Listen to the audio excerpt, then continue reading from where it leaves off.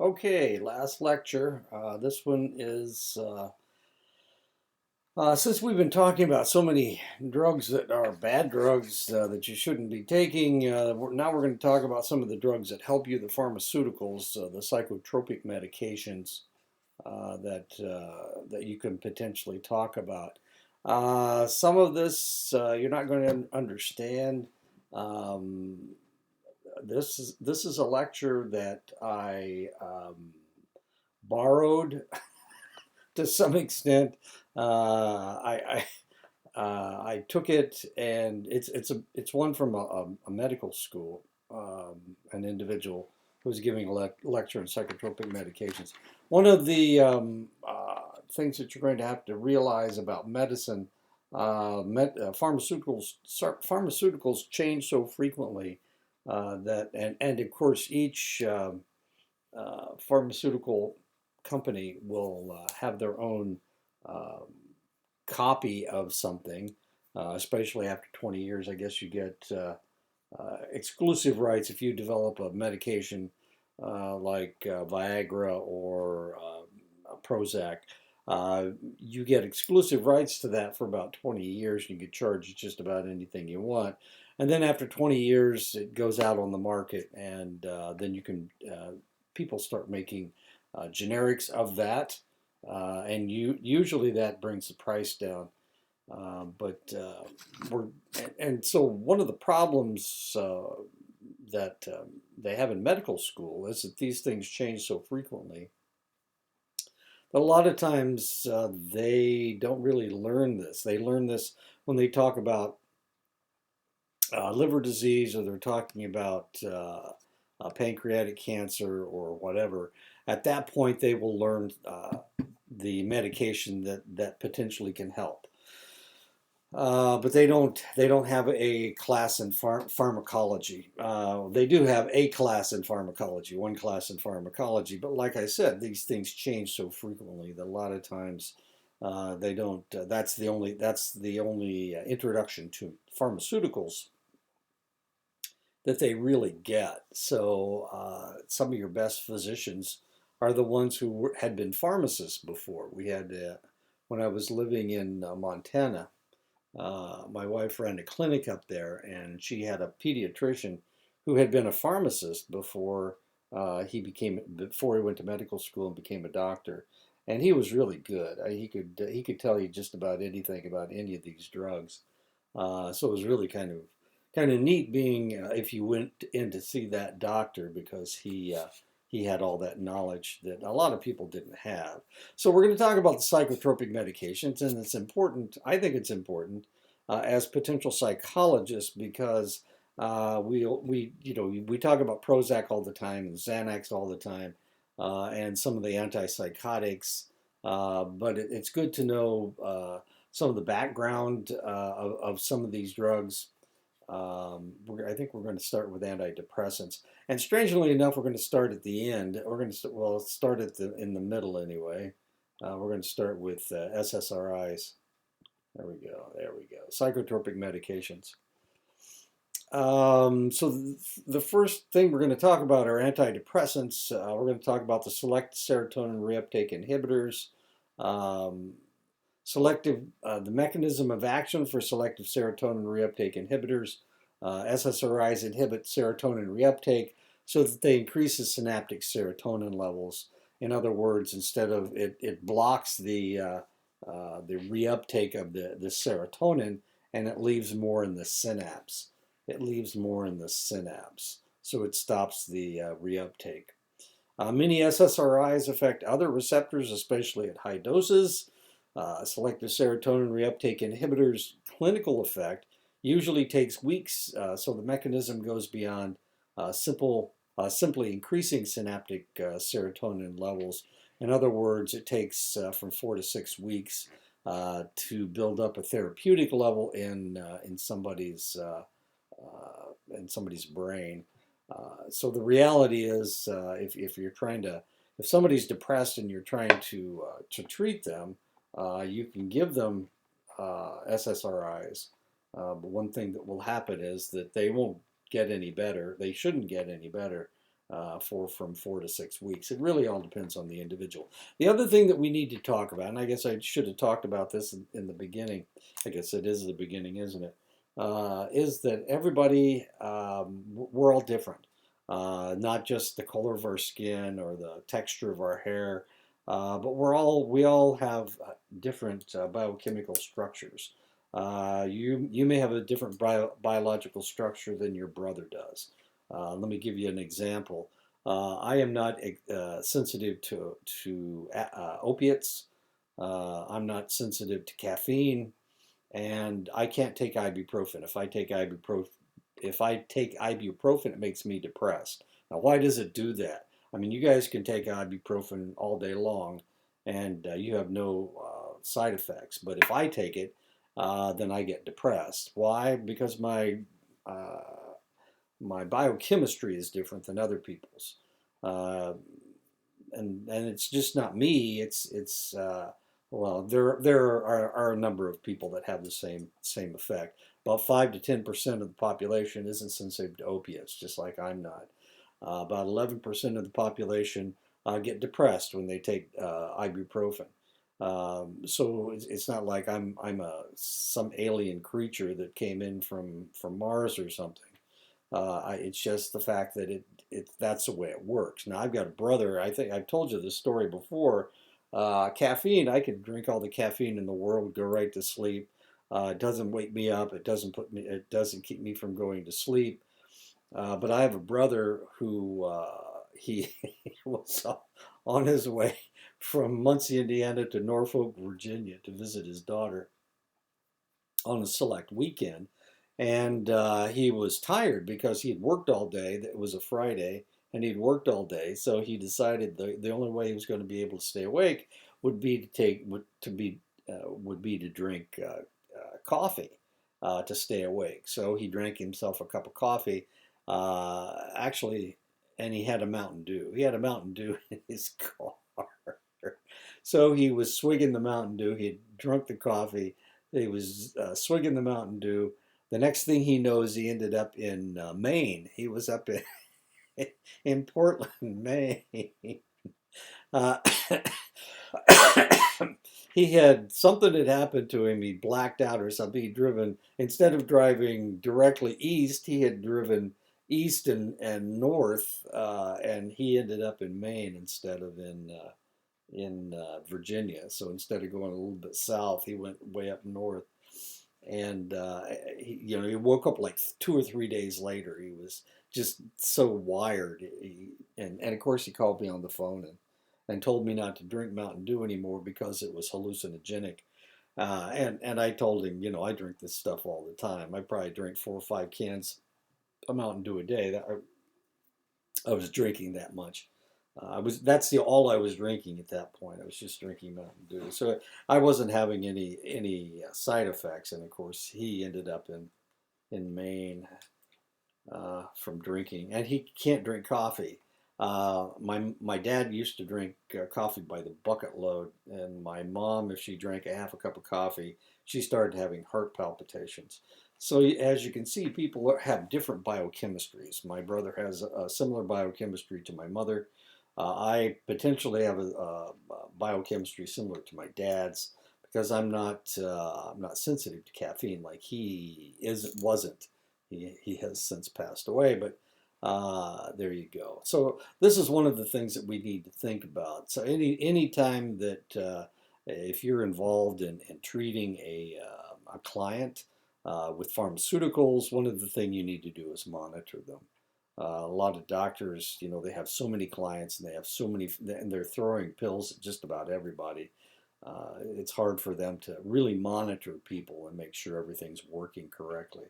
A lot of times, medications don't work, and if they don't work, sometimes the the patient won't say anything about it because they figure, wow, there's not much to that, is there?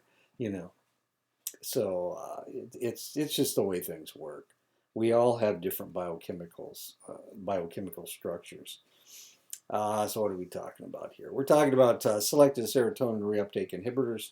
SSRI's clinical effect usually takes weeks. Okay, we already talked about that. So it can take four to 6 weeks. And of course, if the SSRIs aren't working for a select individual, and they're waiting for 6 or 7 weeks and nothing's happening, they tell the doctor. He says, "Well, keep taking it, and we'll see if we can, if you don't start having a reaction."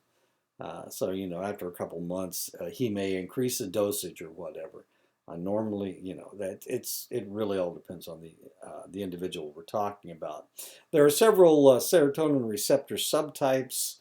Serotonin receptors are located throughout the body, especially in your GI tract. Indications and off-label uses: all selective serotonin reuptake inhibitors except Luvox are FDA approved to treat depression, major depressive disorder, and dysthymia. One of the other things I need to talk about is the pronunciation of some of these drugs. Normally, I will give you two names for each drug. One is the manufacturer's name, and the other is the common name, or the name that they put out for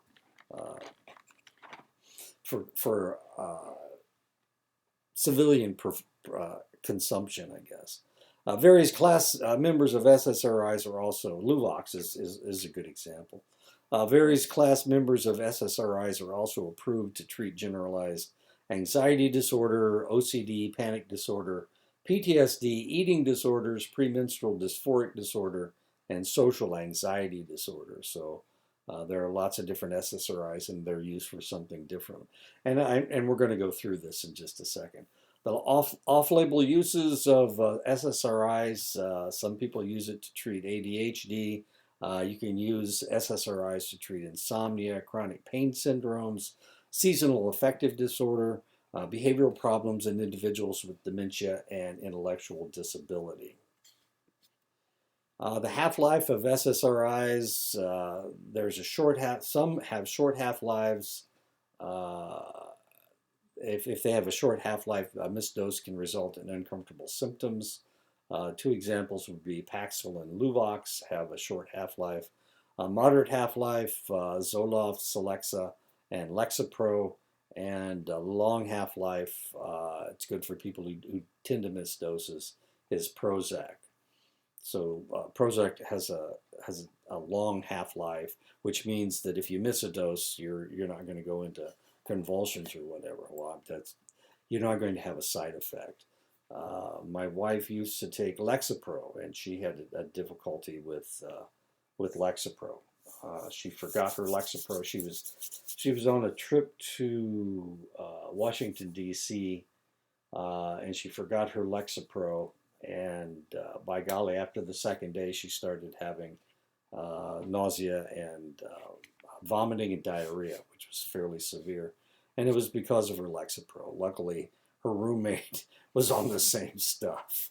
You might ask yourself, why in the world was my wife on Lexapro? That had to do with she's postmenopausal. They were treating her with Lexapro. Side effects: decreased sex drive and impaired sexual function tend not to be resolved with time. Nausea, diarrhea, anorexia, vomiting, all increased with dose and can be resolved with time. Weight gain, especially Paxil.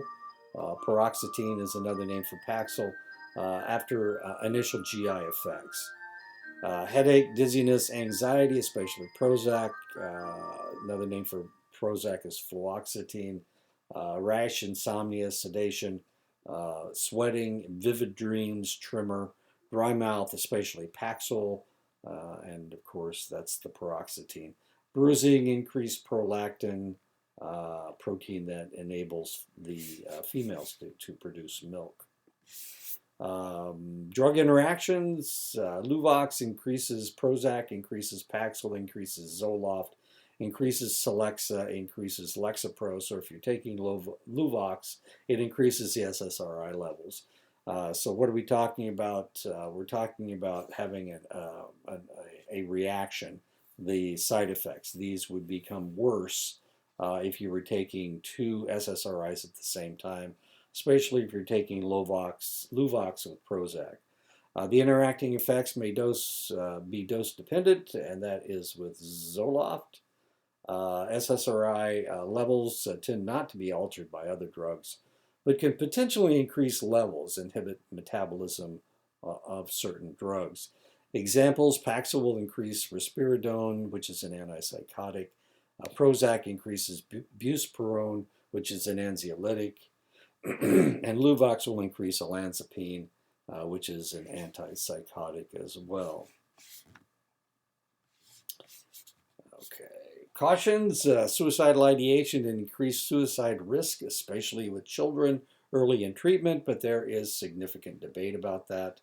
Serotonin syndrome is when you mix an SSRI with monoamine oxidase inhibitor or possibly lithium, and there are others that may cause this serotonin syndrome. This is fairly severe. The individual will have relatively severe diarrhea, tremors, sweating, restlessness, hyperreflexia, which leads to a progression of symptoms if untreated, and then they will become disoriented, they will stiffen up, they will become rigid, fever may lead to a coma, and of course then they begin having seizures, which leads to death. There's approximately a 10% mortality rate, so if you see signs of this serotonin syndrome, you really need to shut things down. But of course the problem is that if they start having the serotonin syndrome and they're on Prozac, which has a long half-life, then it's difficult to wean them off of it, to lessen the amount in their system because it has such a long half-life. Many medications, substances have serotonin activity. Dextromethorphan, which is in cough medicine. Fentanyl, which is an opioid, increases the serotonin level. Meperidine, which is an opioid commonly called Demerol, will increase the serotonin level. Somatropan, which is a migraine headache medication, will increase the serotonin level. St. John's wort is an herbal antidepressant. This is what they use in Europe instead of using SSRIs. So if somebody's taking St. John's wort, you can find it in any supplement store. You can find it in Walmart, St. John's wort. If you take that stuff with your SSRI, then potentially you may be kicking yourself into serotonin syndrome.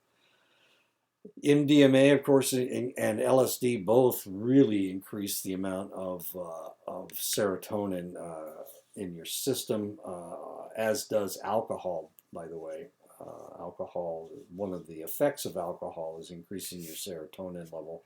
That's why you feel so good, dude, and marijuana, of course, increases your serotonin as well. Citalopram, another name for it is Celexa. It's another SSRI.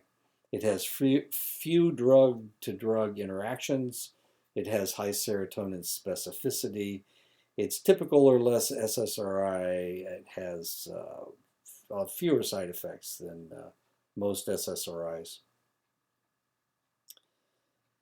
Citalopram, also known as Lexapro, there is no generic available as of yet because it hasn't been on the market that long. It has simple dosing. Fluoxetine, Prozac, Seraphim, Symbyax with Zyprexa. That's fluoxetine. Has a very long half-life, and this is one of the reasons that it takes so long to get it into your system. Significant drug-to-drug interactions, something that you have to be aware of if you're going to prescribe fluoxetine or Prozac. Fluvoxamine or Luvox is used to treat OCD, obsessive compulsive disorder, multiple significant drug-to-drug interactions with Luvox as well. Paroxetine, another name for it is Paxil, significant drug-to-drug interaction, just like Prozac and Luvox. Some reports have associated weight gain with Paxil, withdrawal symptoms with missed doses. It's one of those things you want to stay away from. Sertraline, also known as Zoloft, has moderate drug-to-drug interactions and multi-step dosing. Zoloft is as we talk about these SSRIs, they use them for different things. If Prozac doesn't work, they'll try Luvox or Paxil. Zoloft is one of the stronger SSRIs.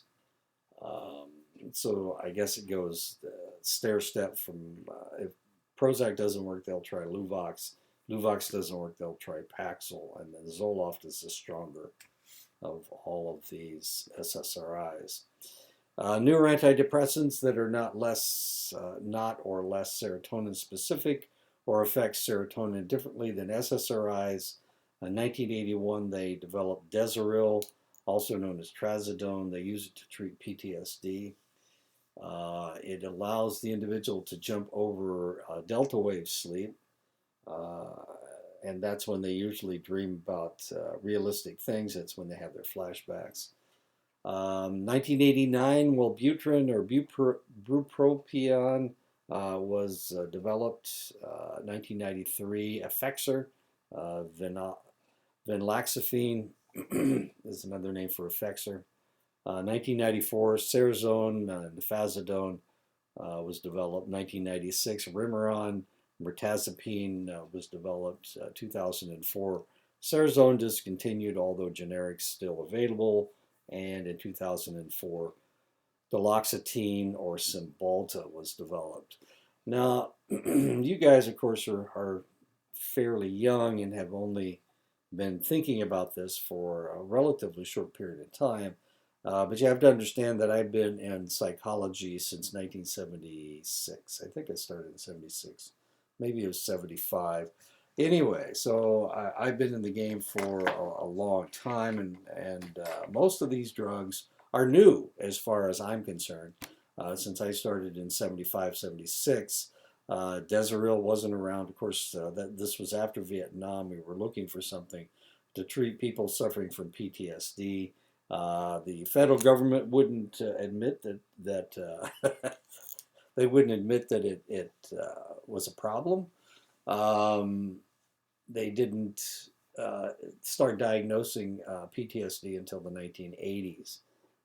So, all of this stuff. If you look at my abnormal psychology book my very first abnormal psychology book, you wouldn't recognize any of this stuff. Of course, none of these drugs are in there. None of these pharmaceuticals are in there. They were treating people with tricyclics and monoamine oxidase inhibitors. They're also doing electroshock because they couldn't get people.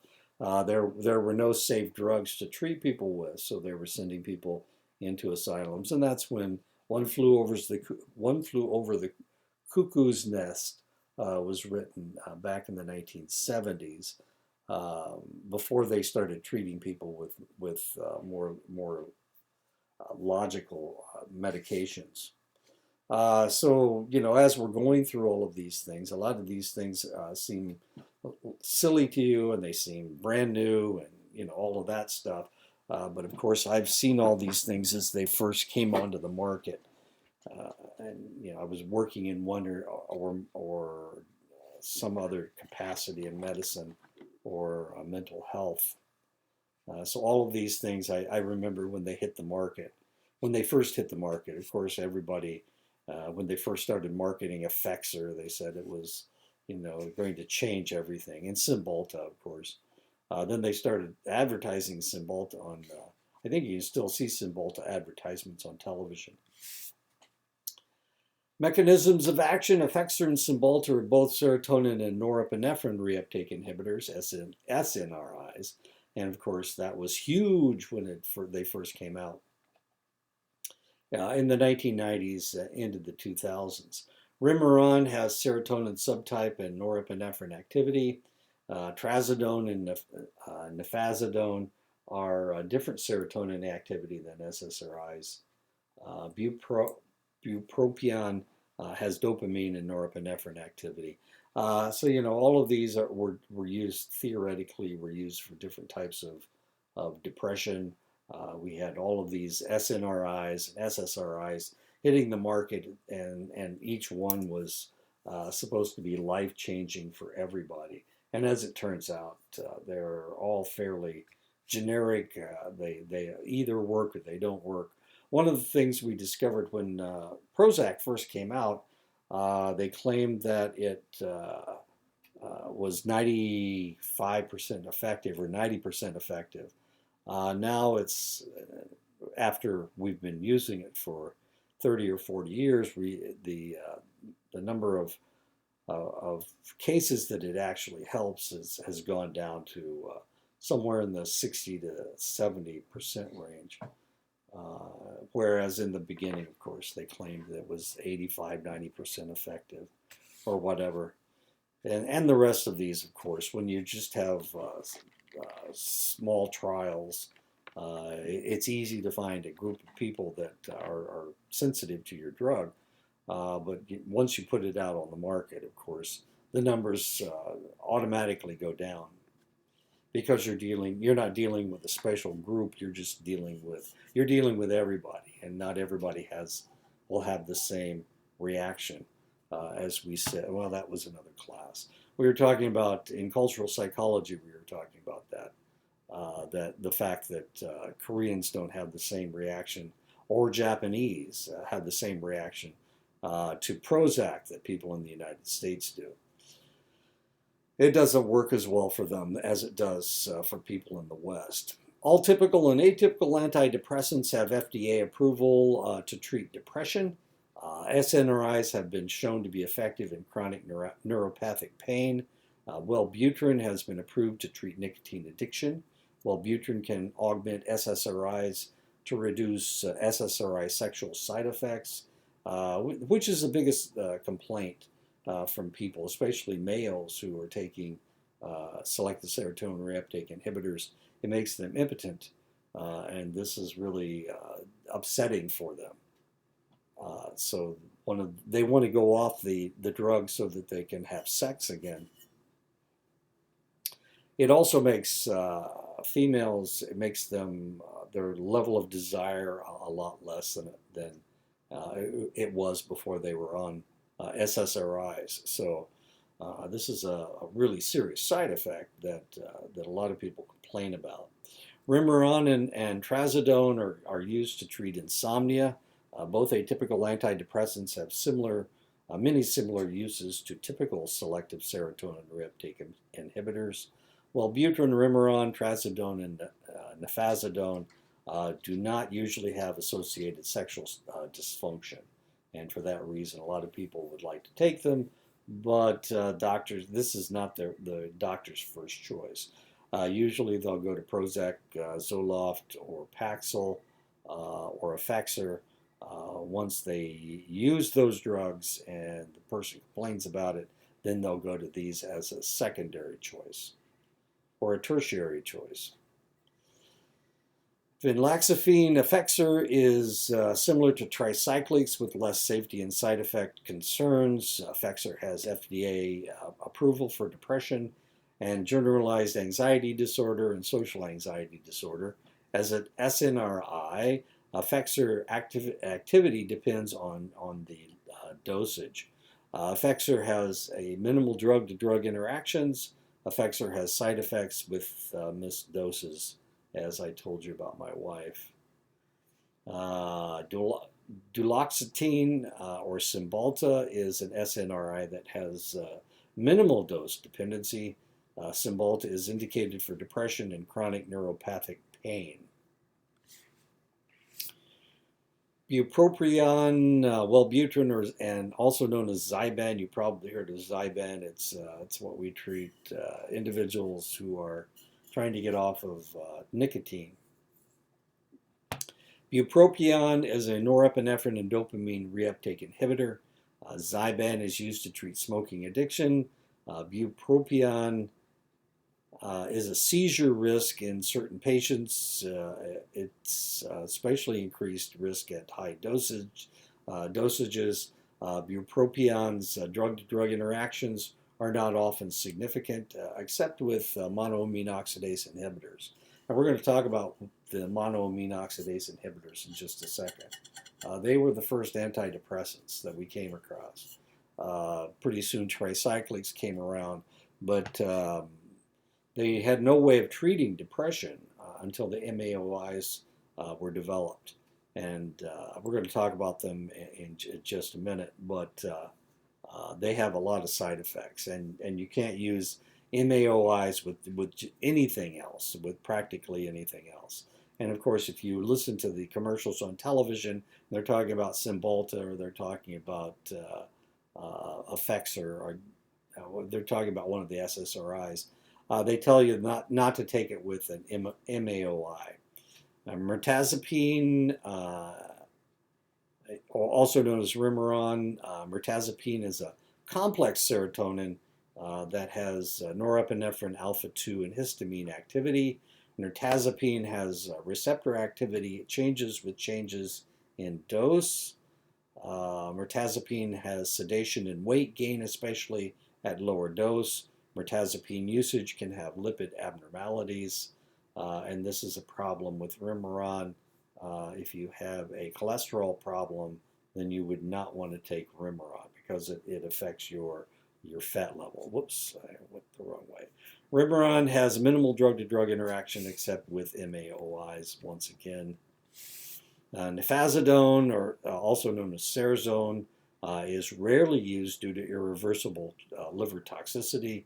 Nifazodone was pulled from the market by initial manufacturer in 2004, although it is still available as a generic.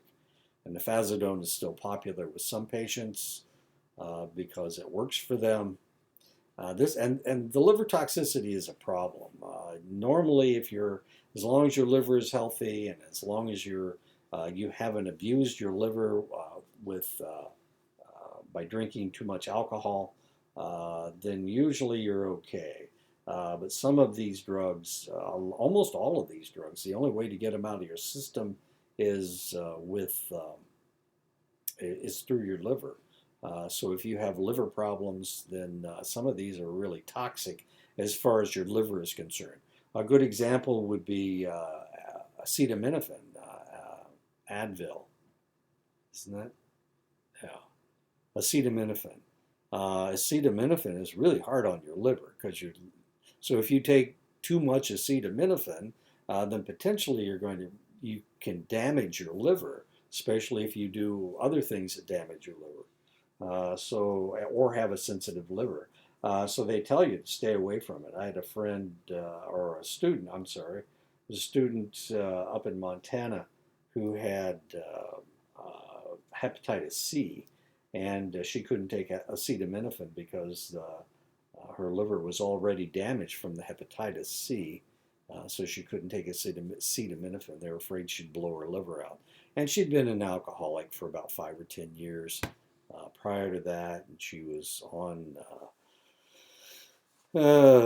she used crystal meth, and I mean she had she had just tons and tons of problems, and that's where she picked up the hepatitis C, but she couldn't take acetaminophen because of the dangers. And most of these medications, of course, they have to be cleared through your liver, so this can be a problem, taking any medication if you've got any degree of liver damage.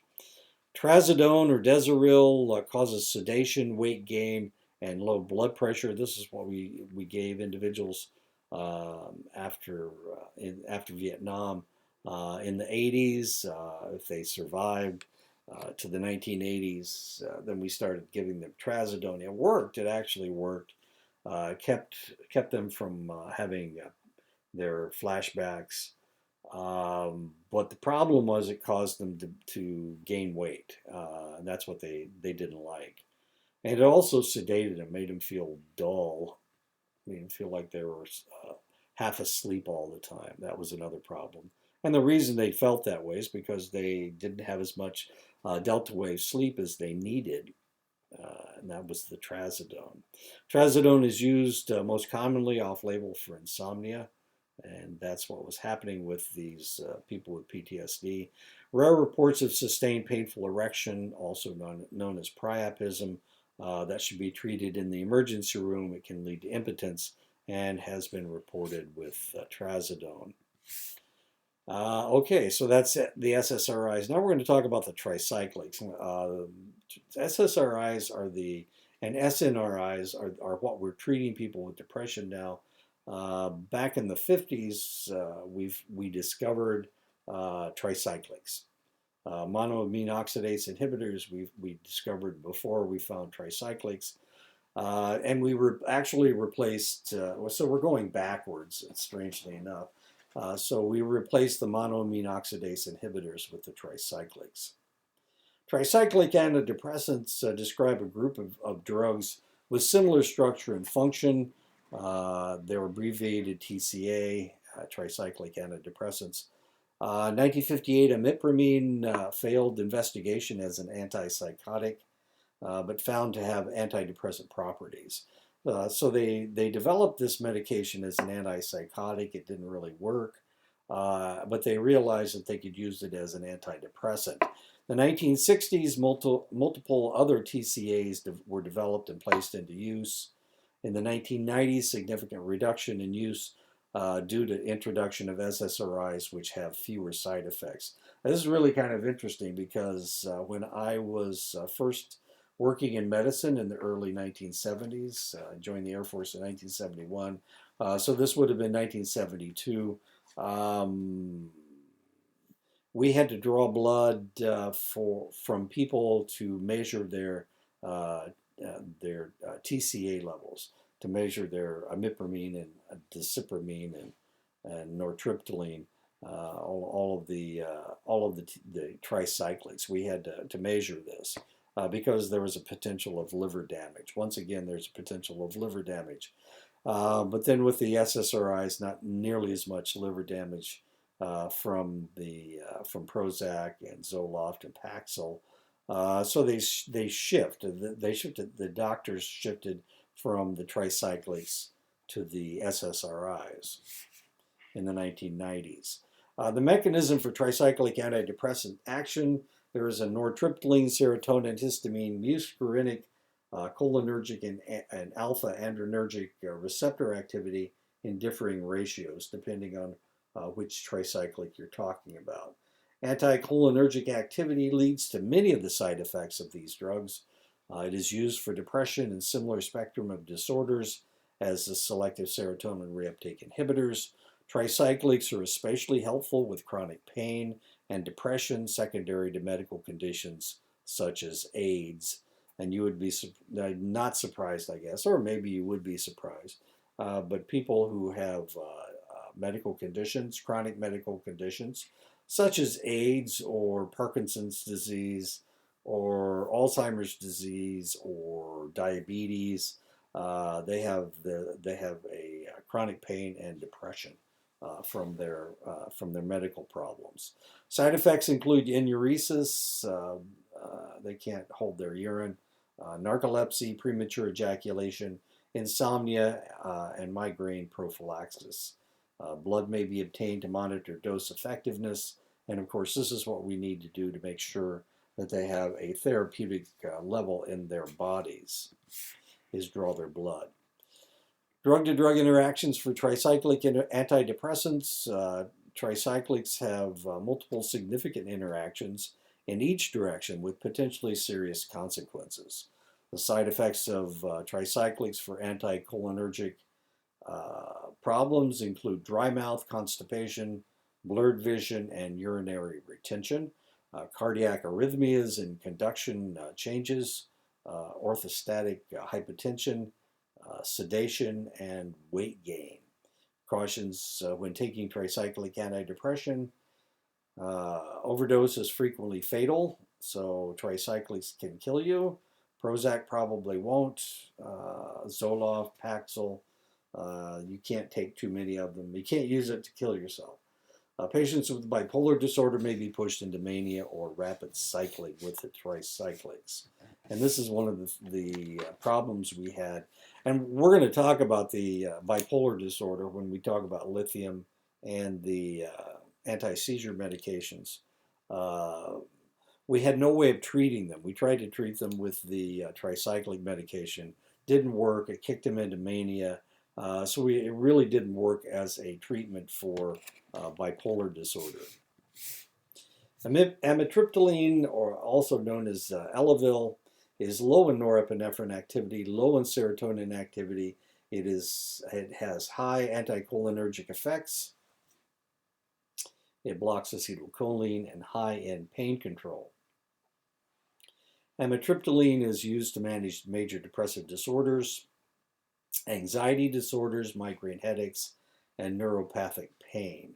Remember, we were using the tricyclics before the 1990s for pain control.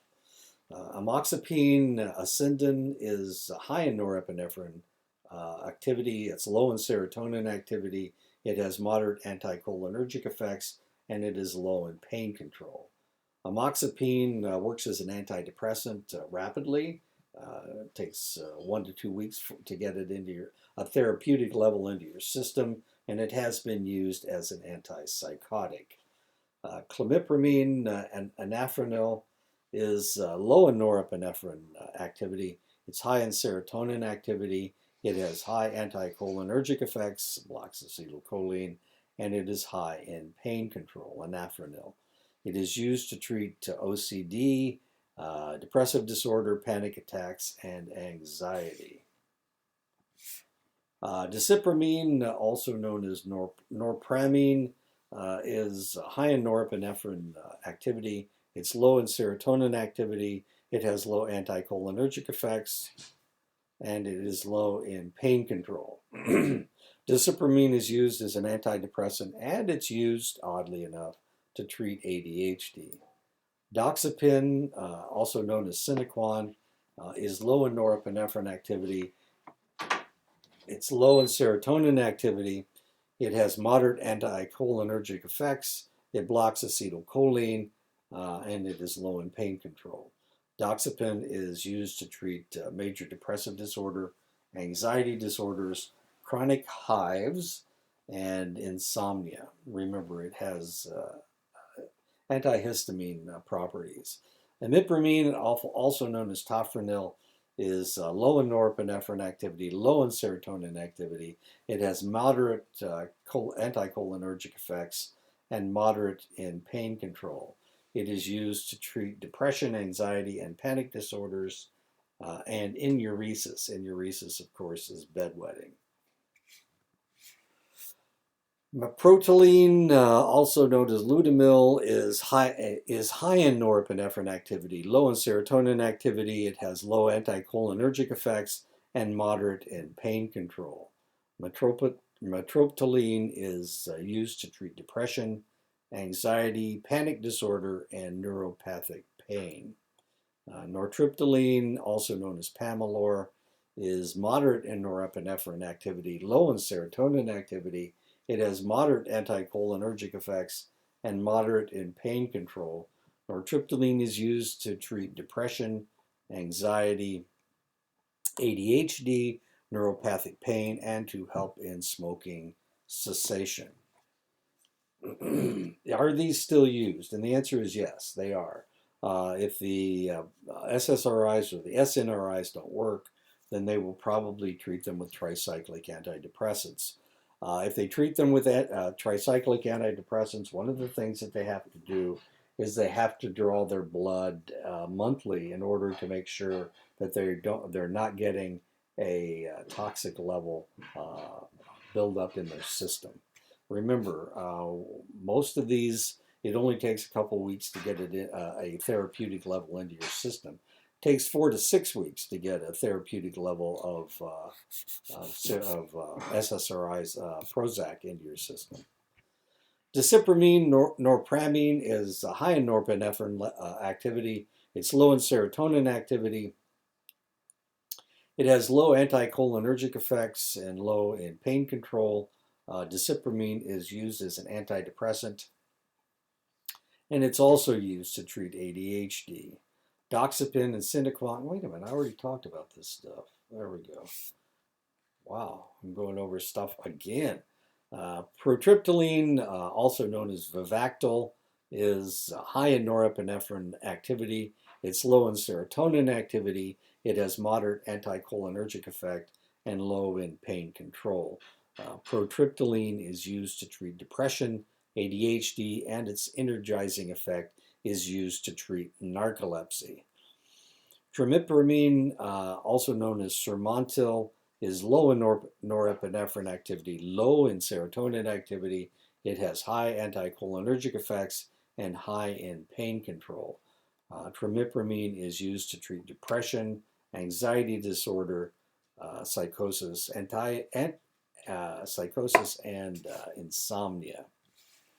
Okay, there we go. Okay, so now we're going backwards. Okay, we started out with selective serotonin reuptake inhibitors, which is what is being used right now.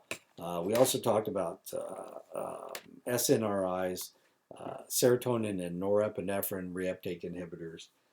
Then we talked about the tricyclics, and they replaced tricyclics, and the tricyclics replaced monoamine oxidase inhibitors. So these were the first antidepressants, the monoamine oxidase inhibitors. We abbreviate monoamine oxidase inhibitors as MAOIs. Remember, the tricyclics came onto the scene in 1958. This was the first one. It was developed in 1952.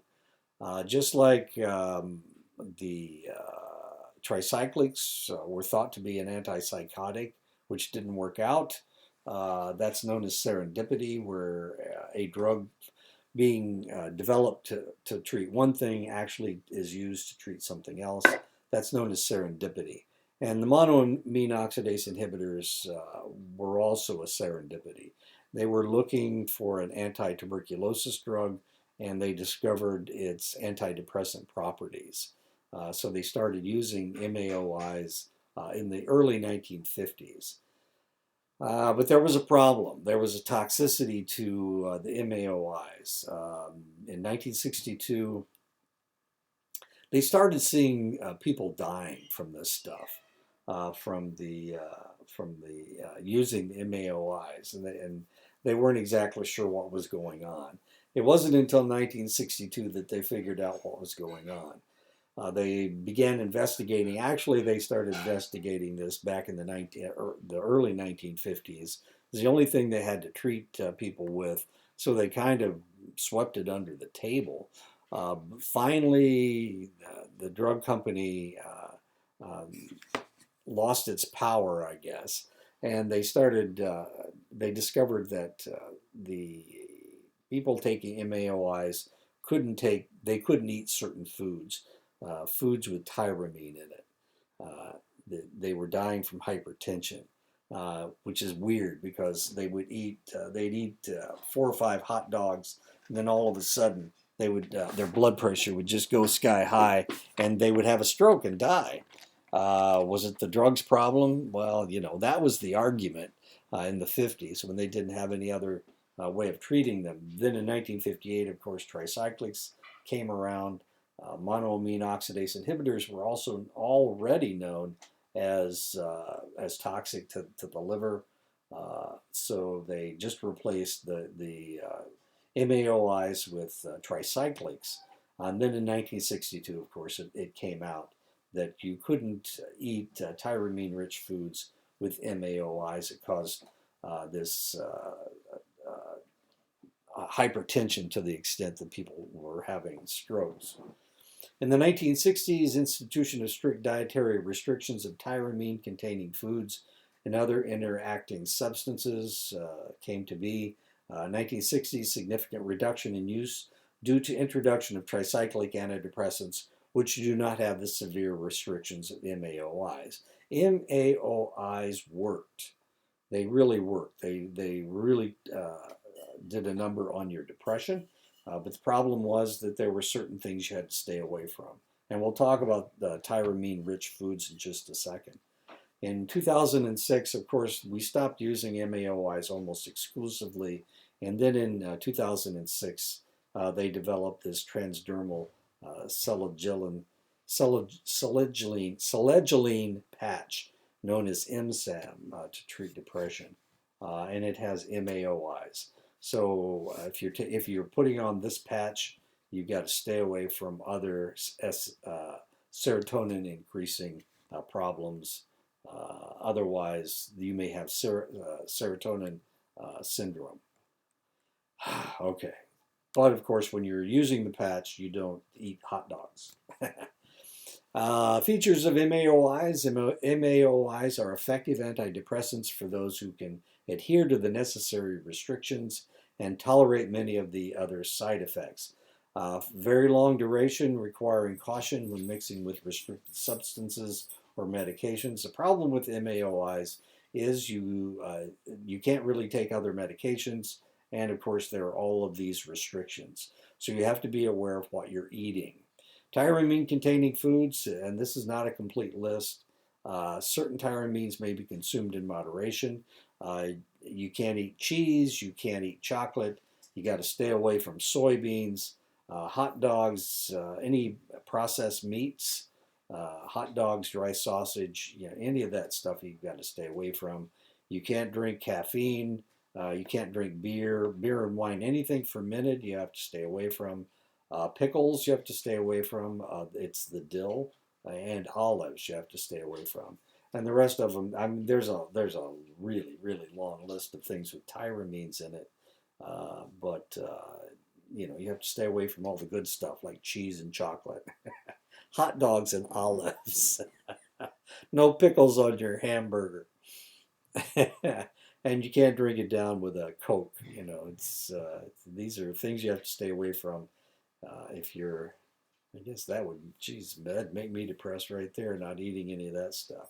Drug-to-drug interaction, and not the beer and the wine, of course.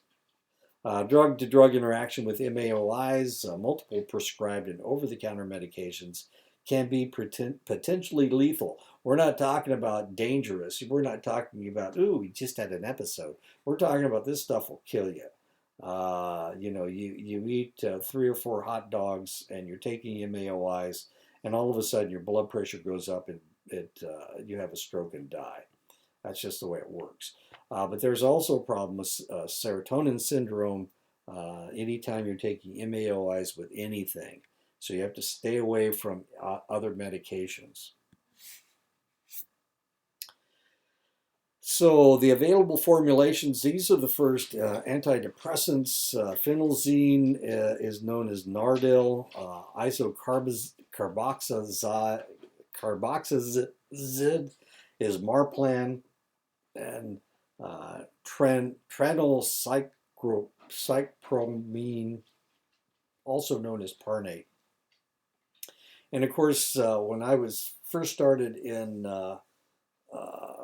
psychology, this was it: Nardil, Marplan, and Parnate. We talked about these things all the time because they were the only they and the tricyclics were the only antidepressants that we had. So we could only treat select people with antidepressants. They had to be teetotalers. They couldn't drink because there was so much toxicity between the tricyclics and the monoamine oxidase inhibitors. They're all quite toxic to your liver. So they had to be complete teetotalers in order to take antidepressants. So if they had been a drinker or were a drinker now, we couldn't treat them with anything. Selegiline, Eldepril is used to treat Parkinson's symptoms. Selective B inhibitor at low doses, so restrictions are not critical. It's at higher doses, it acts like a typical MAOI, and so there is a need for restrictions. Recently available as a transdermal patch, MSAM, to treat depression and not needing food restrictions at low dose, although there are still drug interactions. So the transdermal patch doesn't put so much MAOI in your system. You can't have a beer or eat an olive without with and fear that you're going to have high blood pressure. Reversible selective A inhibitors are not available in the United States. So there you go. Okay, so that takes care of all the antidepressants. Now we're going to talk about the mood stabilizers. These are the drugs we use to treat bipolar disorder. We went backwards as far as the antidepressants were concerned. We're kind of going to do the same thing with mood stabilizers. Mood stabilizers are used to treat bipolar disorder. Many mood stabilizers are used to treat various seizure disorder types, migraines, chronic pain syndromes, aggression, impulsivity, augmentation of antidepressants and antipsychotics. Other classes of meds are also used in bipolar treatment, usually in combination with mood stabilizers. Mood stabilizers are used in the treatment of acute mania or versus prophylaxis versus depression. Now, remember, bipolar disorder is flipping from mania to depression. And of course, what we try to do with people with bipolar disorder is keep them stabilized.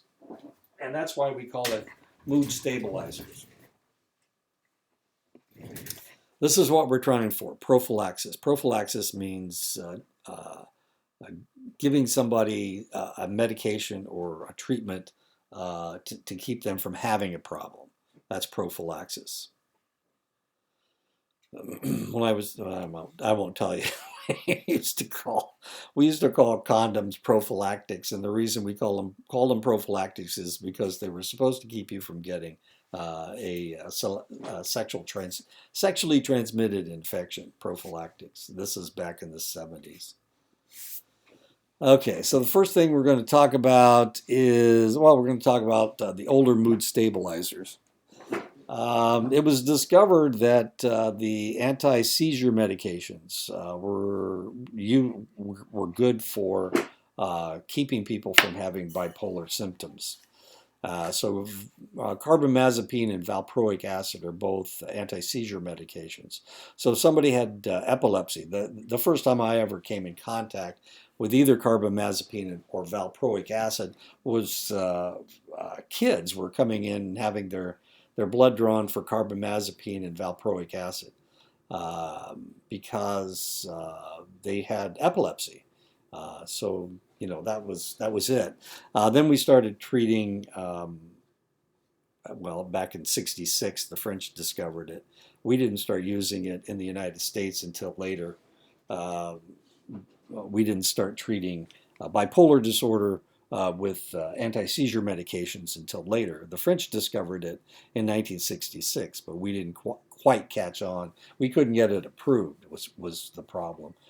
They thought it was anecdotal evidence. Anyway, let's start with the chronological history of lithium. 1949, lithium was recognized as anti-manic. So this was one of the first antipsychotics that we discovered. 1949, lithium toxicity identified after being used as a substitute for sodium and salt. I know this sounds stupid, but lithium is a metal and so is sodium. So you can make salt out of lithium or you can make it out of sodium. So they thought, well, wait a minute, we can keep people from being crazy by making salt out of lithium. So they did. They started making salt out of lithium.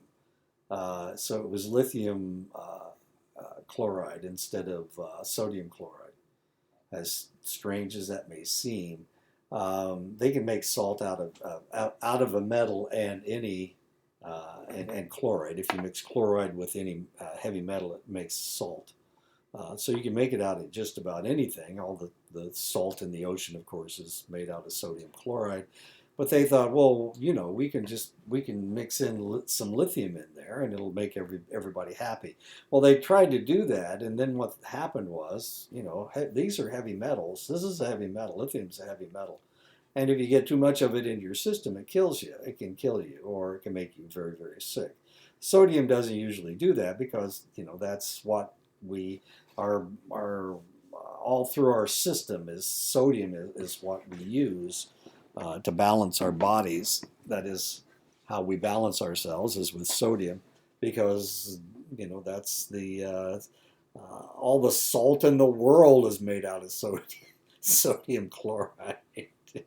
But they decided that they were going to replace it with lithium. And then they realized, oh, wait a minute, we're killing people. Actually, they're just making people sick. Um, so they were it needed to be cleared through the liver, and they were giving people toxic livers is what they did. So this is one of the things that you have to do if you're treating somebody with lithium for bipolar disorder. You have to draw their blood from time to time to make sure they're not getting a toxic level. Then in 1966, of course, the French researchers demonstrated that valproate, also known as valproic acid, had an efficacy in treating mania. That was in 1966. 1978, significant studies demonstrate lithium's efficacy in bipolar disorder. We knew about it in 1949. We got more research being done. 1978, we realized we could treat bipolar disorder with lithium as well. 1980 studies demonstrate effectiveness of carbamazepine in bipolar disorder. And of course, carbamazepine, another name for carbamazepine is Tegretol. It is an anti-seizure medication. So here we have two anti-seizure medications that work to control bipolar disorder. So we're going to talk about lithium first. It's the oldest one. We started using it to treat really severe cases of manic depression back in the 1940s. Actually, it's in the 1950s that it became a normal treatment for bipolar disorder. Before that, we didn't treat them with anything. We couldn't treat them. We treated their depression. We didn't treat their mania. Lithium is is the only mood stabilizer without significant anticonvulsant properties. Up to 70% response rate to lithium, which is pretty good. Lithium has demonstrated effectiveness in reducing suicidality, which is a really serious problem with people suffering from bipolar disorder. They commit suicide at a fairly high rate. Less effective in rapid cycling in mixed bipolar states. Full clinical effect may take up to 1 to 2 months, and that is a problem, getting a therapeutic level into the individual. Serum levels guide dosing. In other words, you can't, it all depends on a lot of different things. It has to do with weight, it has to do with the health of your liver, as to how much lithium you can take before it starts becoming toxic. It's excreted through your kidneys, so it can do damage to your kidneys if you're not careful. Minimal liver-mediated drug-to-drug interactions, and this can be a problem with lithium. Side effects of lithium: fine tremors, weight gain, and nausea. And usually this is the complaint. They get over the nausea, but the weight gain it really irritates people. It increases your thirst and your urination. More severe toxicities include coarse tremors, gait instability, vomiting, diarrhea, and confusion. Remember I said that everybody has their own biochemistry, and it can be different from one person to the other, just like my brother and I. My brother has glaucoma, and I do not. He doesn't think that's quite fair, that he has all these problems and I have none. He thinks he got cheated. But, that's just the way it works. None of my brothers, except the one, have a problem with, he has a problem with caffeine. Nobody else does. So that's kind of interesting. Anyway, increased risk of toxicity with fluid or salt restriction, hot weather sweating, use of anti-inflammatory drugs, ACE inhibitors and angiotensin receptor blockers and diuretics. These have to do with blood pressure. ACE inhibitors and angiotensin receptor blockers are both antihypertensive drugs that you can take. So you have to be careful.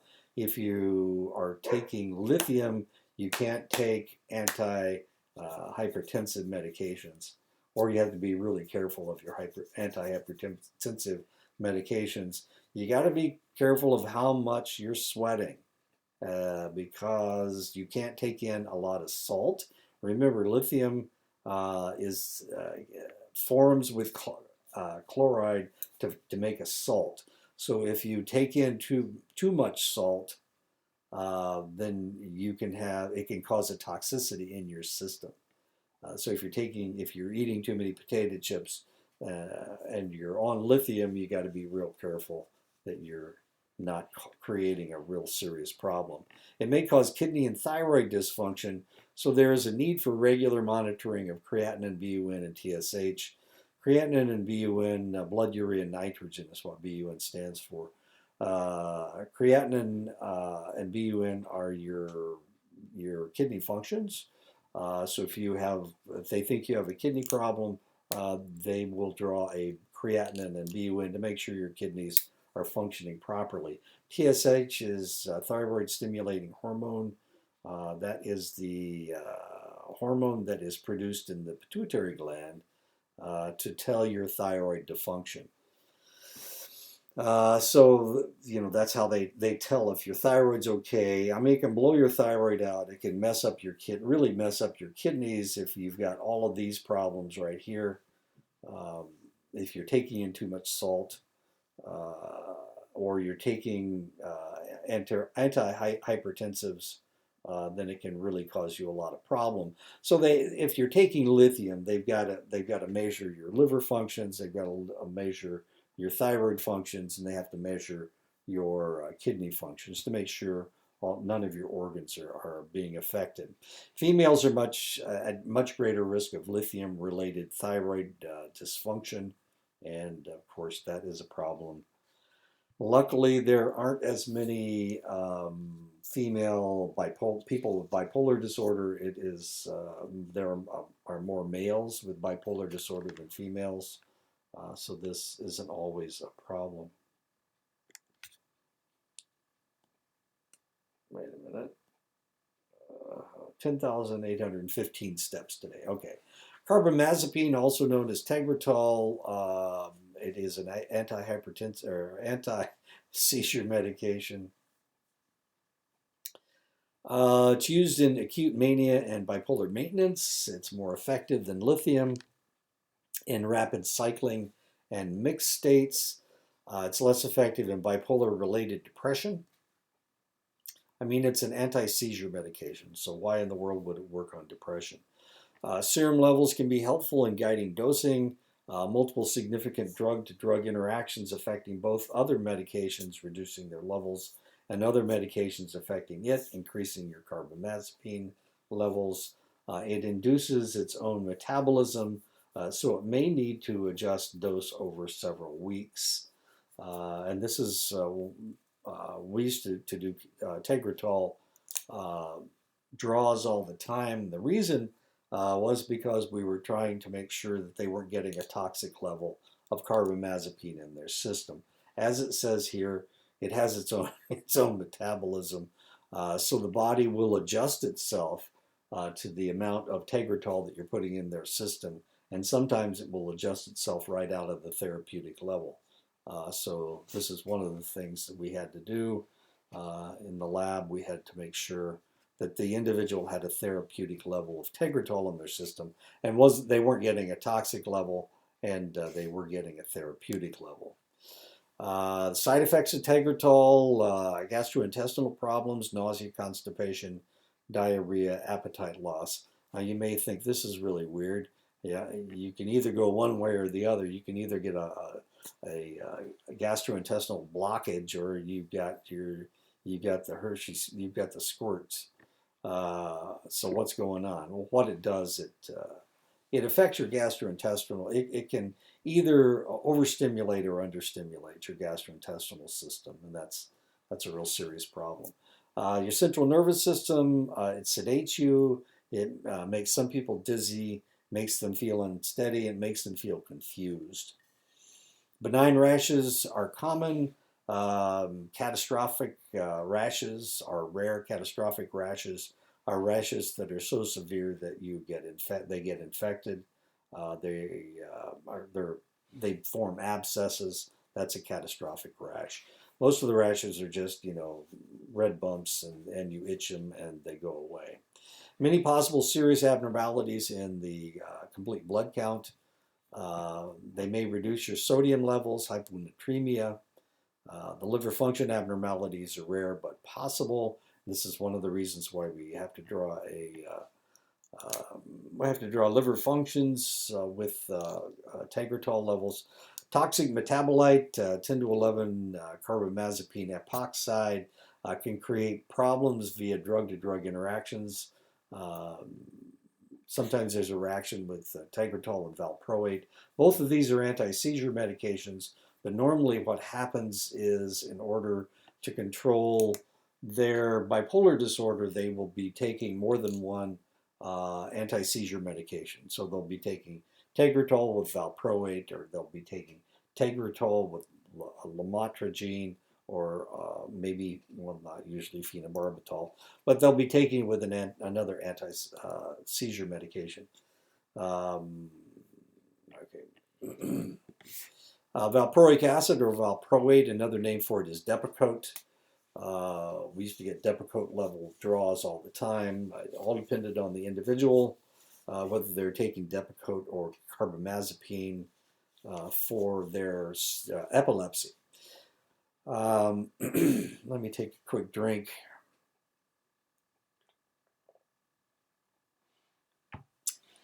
Depakote can be dosed rapidly to treat acute mania. Gets into your system very rapidly. It is more effective than lithium in rapid cycling in mixed states. It is used by some to treat aggression and impulsivity and other psychiatric disorders. It is approved for migraine prophylaxis, which means that it controls your migraine headaches. Serum levels can be helpful in guiding dosing. Commonly used at top or above levels stated for seizure control. So you can go over, you can have more than a therapeutic level or less than a therapeutic level, and it can control various things. Some suggest supplementation with carnitine, selenium, and others to reduce side effects, and we're going to talk about the side effects right now. Nausea, weight gain, unsteadiness, ataxia, which is another name for unsteadiness, hair loss, and tremors. The hair loss, males don't like this, but females really don't like this, the hair loss. Liver dysfunction can occur with Depakote. Decreased platelets, also known as thrombocytopenia, can cause pancreatitis. This happens rarely, but of course, pancreatitis will develop into pancreatic cancer, and as we just learned from Alex Trebek, pancreatic cancer is a killer. Patrick Swayze died from it. I mean, there's just lots and lots of people that died from it. Usually it started out as pancreatitis and moved into pancreatic cancer. Polycystic ovary disease suggested by some reports. Ammonia levels can be increased, particularly in those rare individuals with genetic metabolic deficits. Drug-to-drug interactions by various mechanisms with numerous other anticonvulsants, aspirin and others. There were newer mood stabilizers, started out with Depakote and Tegretol, but then in the 1990s, lamotrigine was investigated for mood stabilizing properties after patients on it for seizure disorders reported benefits. 1990s, most of the newer approved anticonvulsants are investigated for mood stabilizing properties. In 2003, lamotrigine approved for bipolar 1 maintenance, and these are the ones we're talking about. These are the newer mood stabilizers: lamotrigine, oxcarbazepine, and topiramate. are the ones we're talking about. And of course, I wasn't really working in medicine as much back in the 2000s and 1990s. I was mostly teaching, so I was out of the game at that point. So these are fairly new to me as well. Lamotrigine, also known as Lamictal, uh, minimally sedating, unlike most other mood stabilizers. It appears to be especially effective in treated bipolar depression, but unproven to treat mania.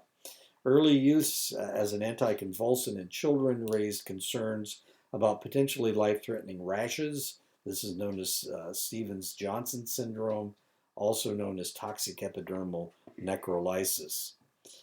Initiating lamotrigine is done very slowly to decrease rash risk. Valproate greatly increases lamotrigine levels, and so you have to be really careful if you're treating somebody with both Depakote and lamotrigine. Tegretol greatly increases lamotrigine levels.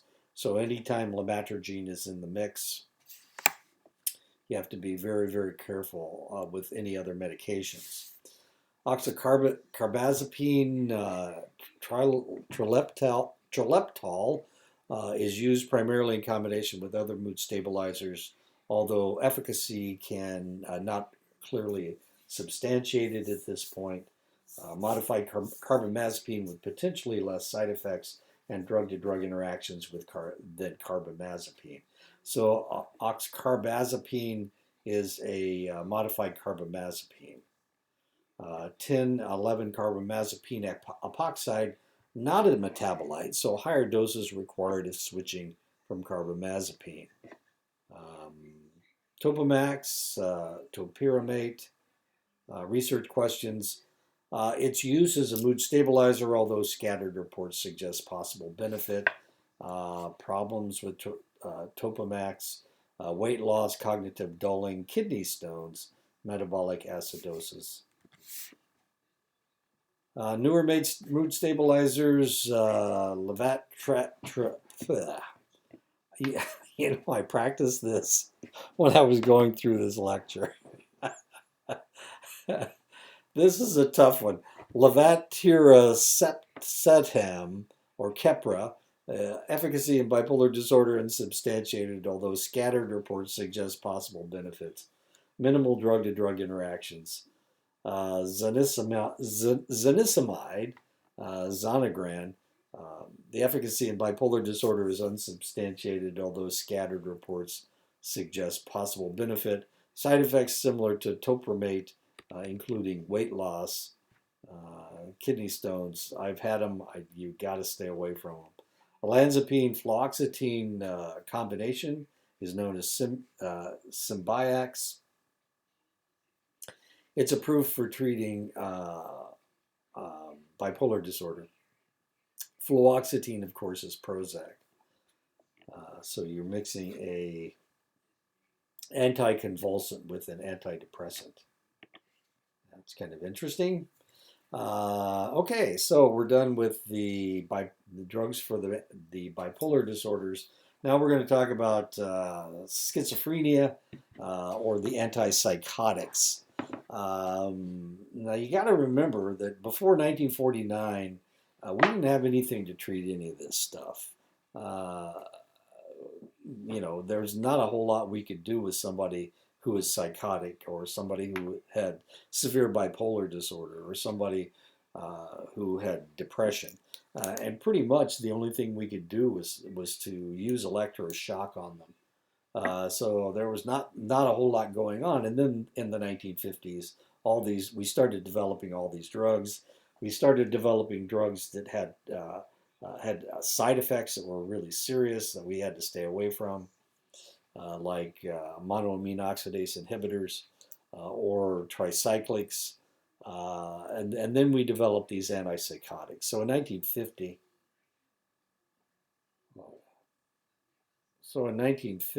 I don't know,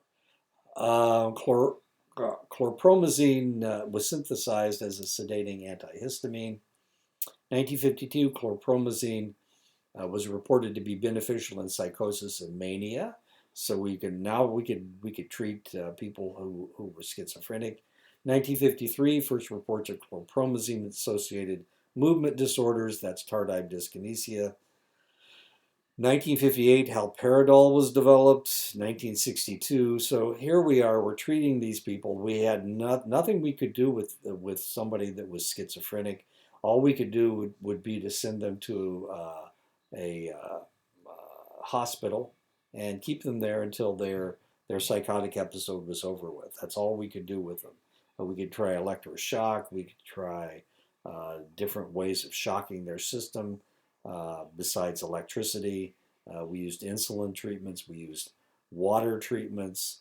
But there was not a whole lot we could do with these individuals until we started developing the medications. In 1950, chlorpromazine. Then in 1953, we realized, whoops, chlorpromazine may not be the best thing. Thorazine, this is Thorazine, that's what it's talking about. And then in 1958, we developed haloperidol. We started treating them, everybody with haloperidol. Then we realized that it had tardive dyskinesia as well. 1962, long-acting injectable fluphenazine was developed. In 1970, dopamine hypothesis of schizophrenia was suggested. So before this, we really didn't understand what was going on. Now remember, I started in psychology in 1975, 1976, and we didn't develop the dopamine hypothesis of schizophrenia until 1970. So you can still find, in 1975, you could still find books dealing, abnormal psychology books, dealing with schizophrenia that didn't talk about the dopamine hypothesis, this idea that they had too many dopamine receptor sites and that was causing them to have psychotic episodes. In 2005, the Katie trial shows positive outcome for phenazine compared to newer antipsychotics. Neuroleptics sees the neuron, referring to the tendency to cause stiffness and other neurological symptoms. Early methods of dosing would achieve neurolepsis, and then they would back down. So what they were doing, they were they were giving them doses, and they would dose them with higher and higher doses until they made them stiff, neuroleptic. They had to achieve neurolepsis, and then they backed them down. And that's how much of the drug they gave them. They gave them just enough not to kick them into neurolepsis. The major tranquilizers refers to the tendency to sedate quiet and create a blandness in patients similar to the negative symptoms of schizophrenia. It differentiates from the benzodiazepines, Valium, etc., which were referred to as minor tranquilizers. So these major tranquilizers were chlorpromazine, which is Thorazine, and haloperidol. Those are the tranquilizers we're talking about. So we used to treat these individuals so that we made them stiff, we made them neuroleptic, and that's how we dealt with them. And those were the major tranquilizers. Haloperidol and chlorpromazine or Thorazine were the major tranquilizers, and the minor tranquilizers were the benzodiazepines. The typical traditional and conventional antipsychotics differentiates these from the newer atypical antipsychotics, and we'll talk about that in a minute. And the dopamine receptor antagonists highlights the strong dopamine activity and tight binding at D2 receptors, and we're going to talk about that as well. Side effect terminology, extrapyramidal symptoms. Pyramidal system is responsible for voluntary movement. The extrapyramidal system is responsible for involuntary muscle action. This includes dystonia, Parkinsonianism, akathisia, and tardive dyskinesia. These are the EPS symptoms. Extrapyramidal symptoms are dystonias, Parkinsonianism, akathisia, and tardive dyskinesia. And I'm going to explain what they are now. Acute dystonia is sustained muscular contraction of the neck, the eyes, and the throat. It generally occurs soon after starting medication. Dystonia. Dystonia means no movement, bad movement, bad muscle tone. Akathisia is uncontrollable continuous motor restlessness. It can occur anytime in treatment, but generally in the first weeks. It's easily misdiagnosed as underlying psychiatric disorder, akathisia. It has to do with motor restlessness. In other words, being jittery, feeling like you're going to have tremors, feeling bad is what it is. Parkinsonism is tremor muscles, stiffness, slowed movement, drooling, generally occurs beyond 1 week after starting medication. Tardive dyskinesia is spastic facial distortions and tongue movements. It may extend to neck, trunk, and extremities. Delayed effect, usually beyond 6 months from starting medication. Risk increases with duration of exposure to antipsychotic medication. It's known to occur without antipsychotic therapy. It may be permanent, occur on discontinuation, or resolve on its own. It is worsened by medications used to treat other extrapyramidal symptoms. Neuroleptic malignant syndrome is pipe-like rigidity, fever, tremor, altered level of consciousness, hypotension, tachycardia. Tachycardia is rapid heartbeat. Hypotension is low blood pressure. Laboratory abnormalities, elevated white cells, and CK. CK is a CK is a liver enzyme. It's also a heart enzyme. It has to do with your CK level is elevated if you have muscle damage.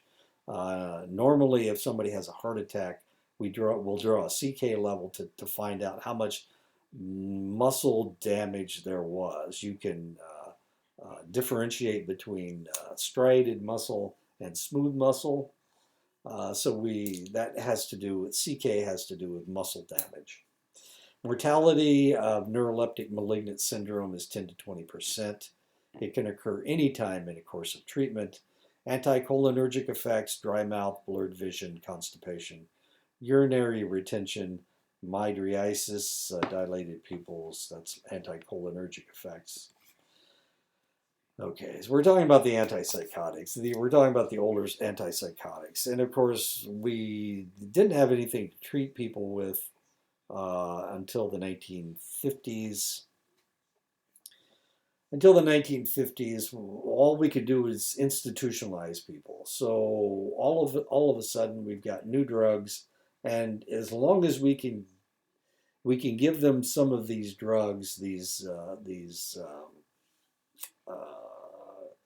heavy tranquilizers, we can send them out into society.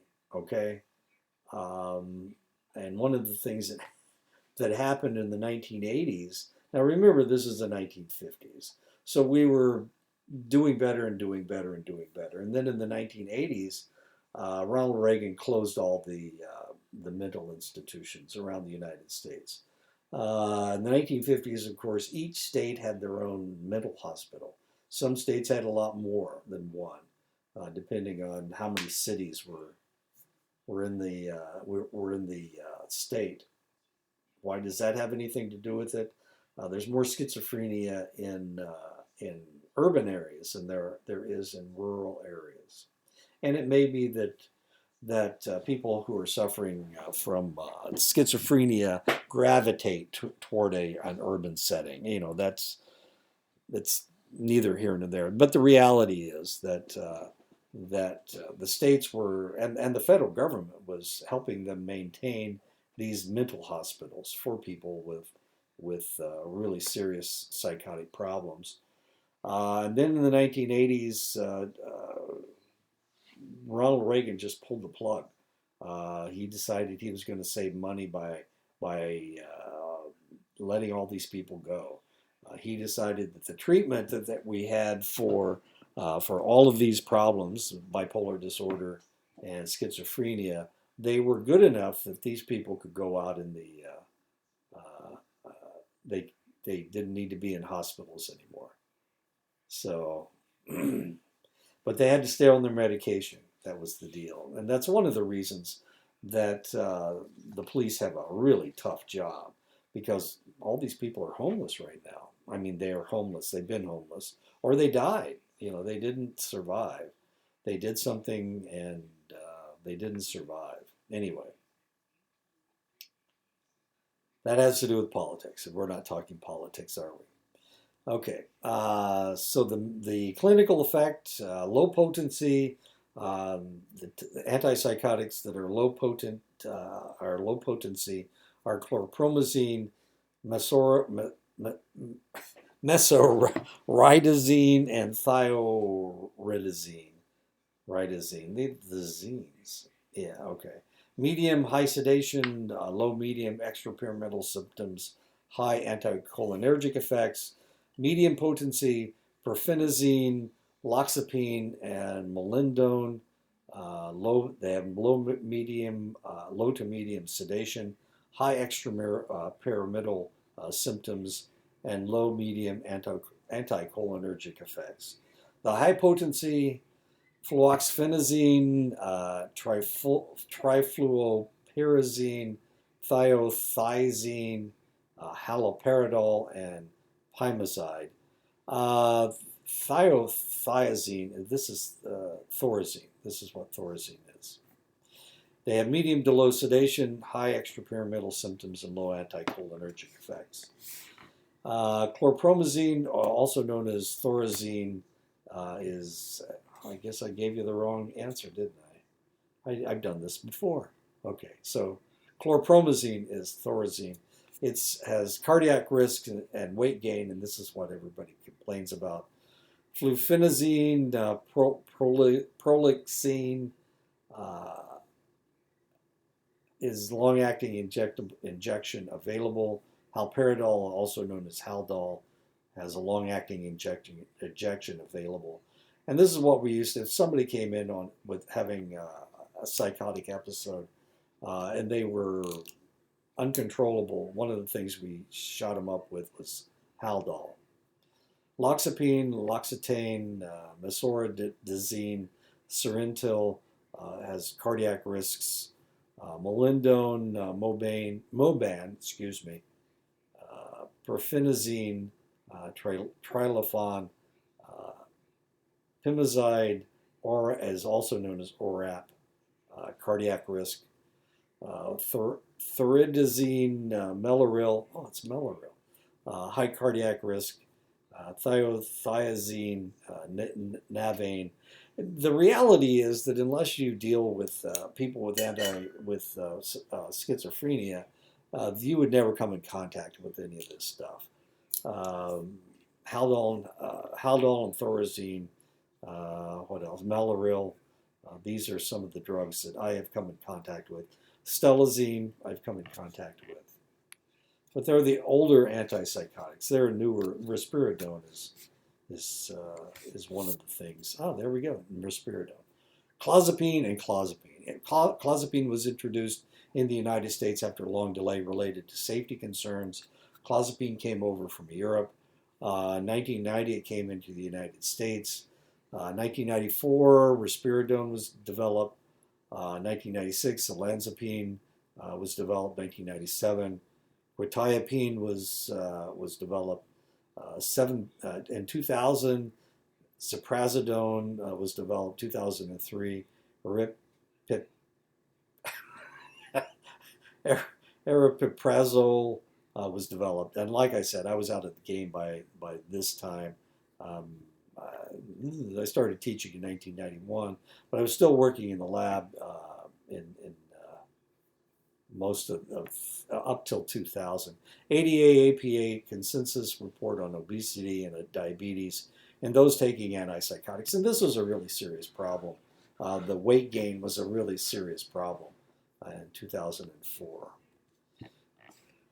Newer antipsychotics. These are also known as atypical antipsychotics or second generation antipsychotics or serotonin dopamine antagonists.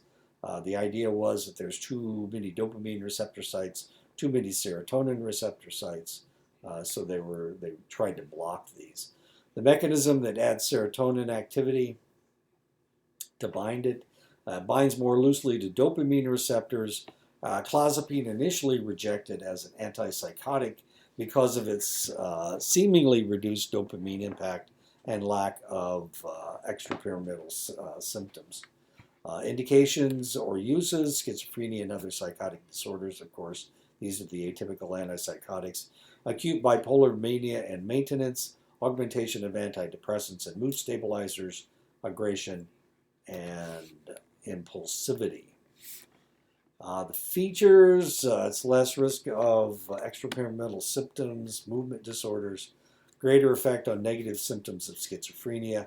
The cautions: it's greater risk of obesity, diabetes, and lipid abnormalities. And of course, this is a really serious problem. You get lipid problems, and all of a sudden, you've got more of a possibility of cardiac problems and stroke. Clozapine affects olanzapine, affects quetiapine. Risperidone affects ziprasidone, aripiprazole. It requires regular monitoring of metabolic parameters. Potential stroke, mortality risk in elderly, extrapyramidal syndrome symptoms, movement disorders, and NMS all can still occur, although much less than the typical antipsychotics. So this is the second generation that we're talking about. The neuroantipsychotics, aripiprazole. It's Abilify. Okay. We see these commercials on television from time to time. Unique complex mechanisms. It can be either activating or sedating. Nausea is common with Abilify. Clozaril, most effective antipsychotic, also known as clozapine. Risk of agranulocytosis. This is something that I understand because I worked in the lab. It decreases the neutrophils of your white blood cells. You've got 5 basic cells in your blood, white blood cells in your blood. The most numerous one is the neutrophil. The neutrophils combat bacteria. Lymphocytes combat viruses, and eosinophils fight allergies, and the basophils will fight heavy metals, and then monocytes will fight cancers. Anyway, agranulocytosis has to do with the decrease of the neutrophils, so you are more susceptible to bacterial infections. CBC weekly for 6 months, biweekly for 6 months, and then monthly, and I left that in there for me more than you. You guys don't do CBCs, but I used to do them all the time. Multiple other side effects and direct drug-to-drug interactions. Levels reduced by smoking, that's clozaril. Olanzapine, Zyprexa, or Zydus. You probably know it as Zyprexa. Significant weight, diabetes, and lipid abnormality risk. Levels reduced by smoking.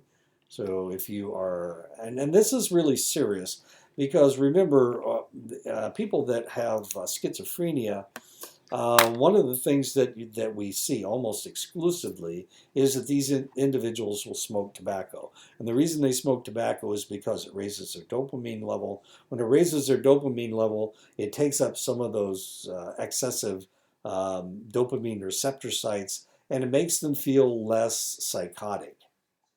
So chain smoking is a way of that they can control their psychosis. Now, so when we talk about levels, it's reduced by smoking, levels are reduced by smoking, this is really serious, because when you take clozaril and Zyprexa, you can't smoke.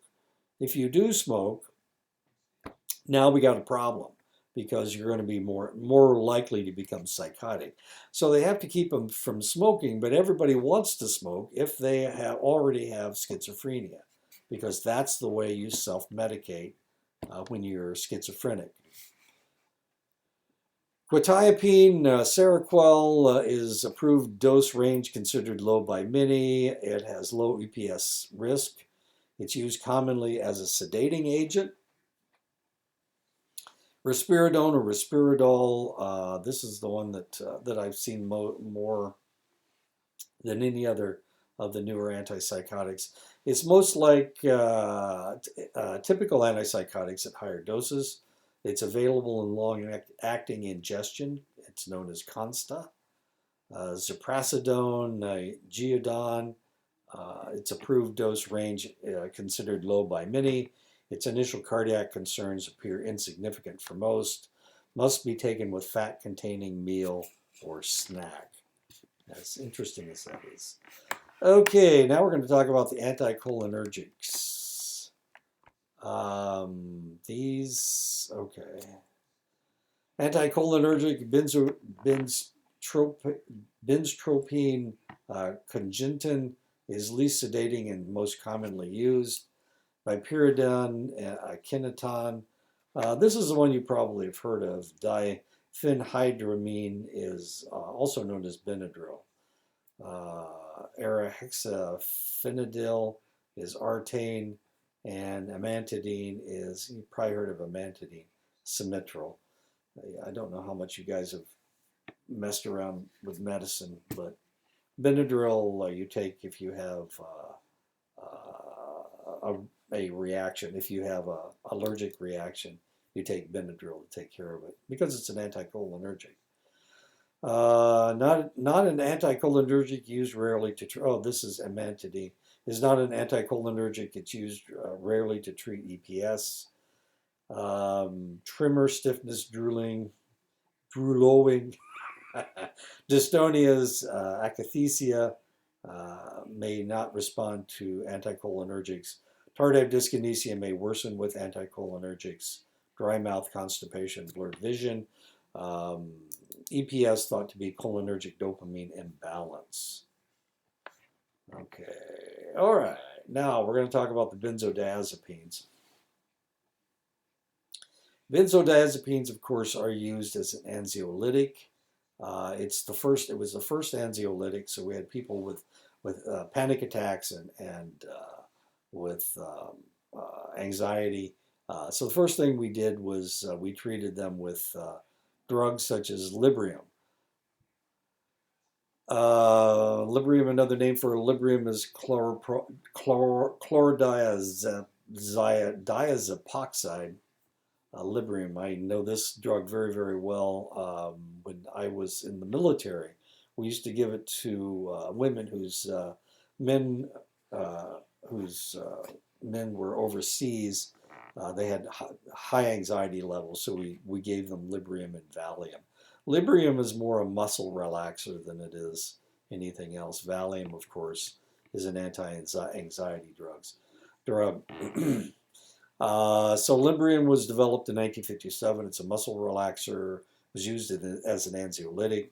In the 1970s, Valium diazepam was developed, and it became the top-selling drug in the United States. In the 1970s, it's had a lot to do with the Vietnam War. There's a lot going on in the 1970s. Anti-war movement, the civil rights movement was kicking up.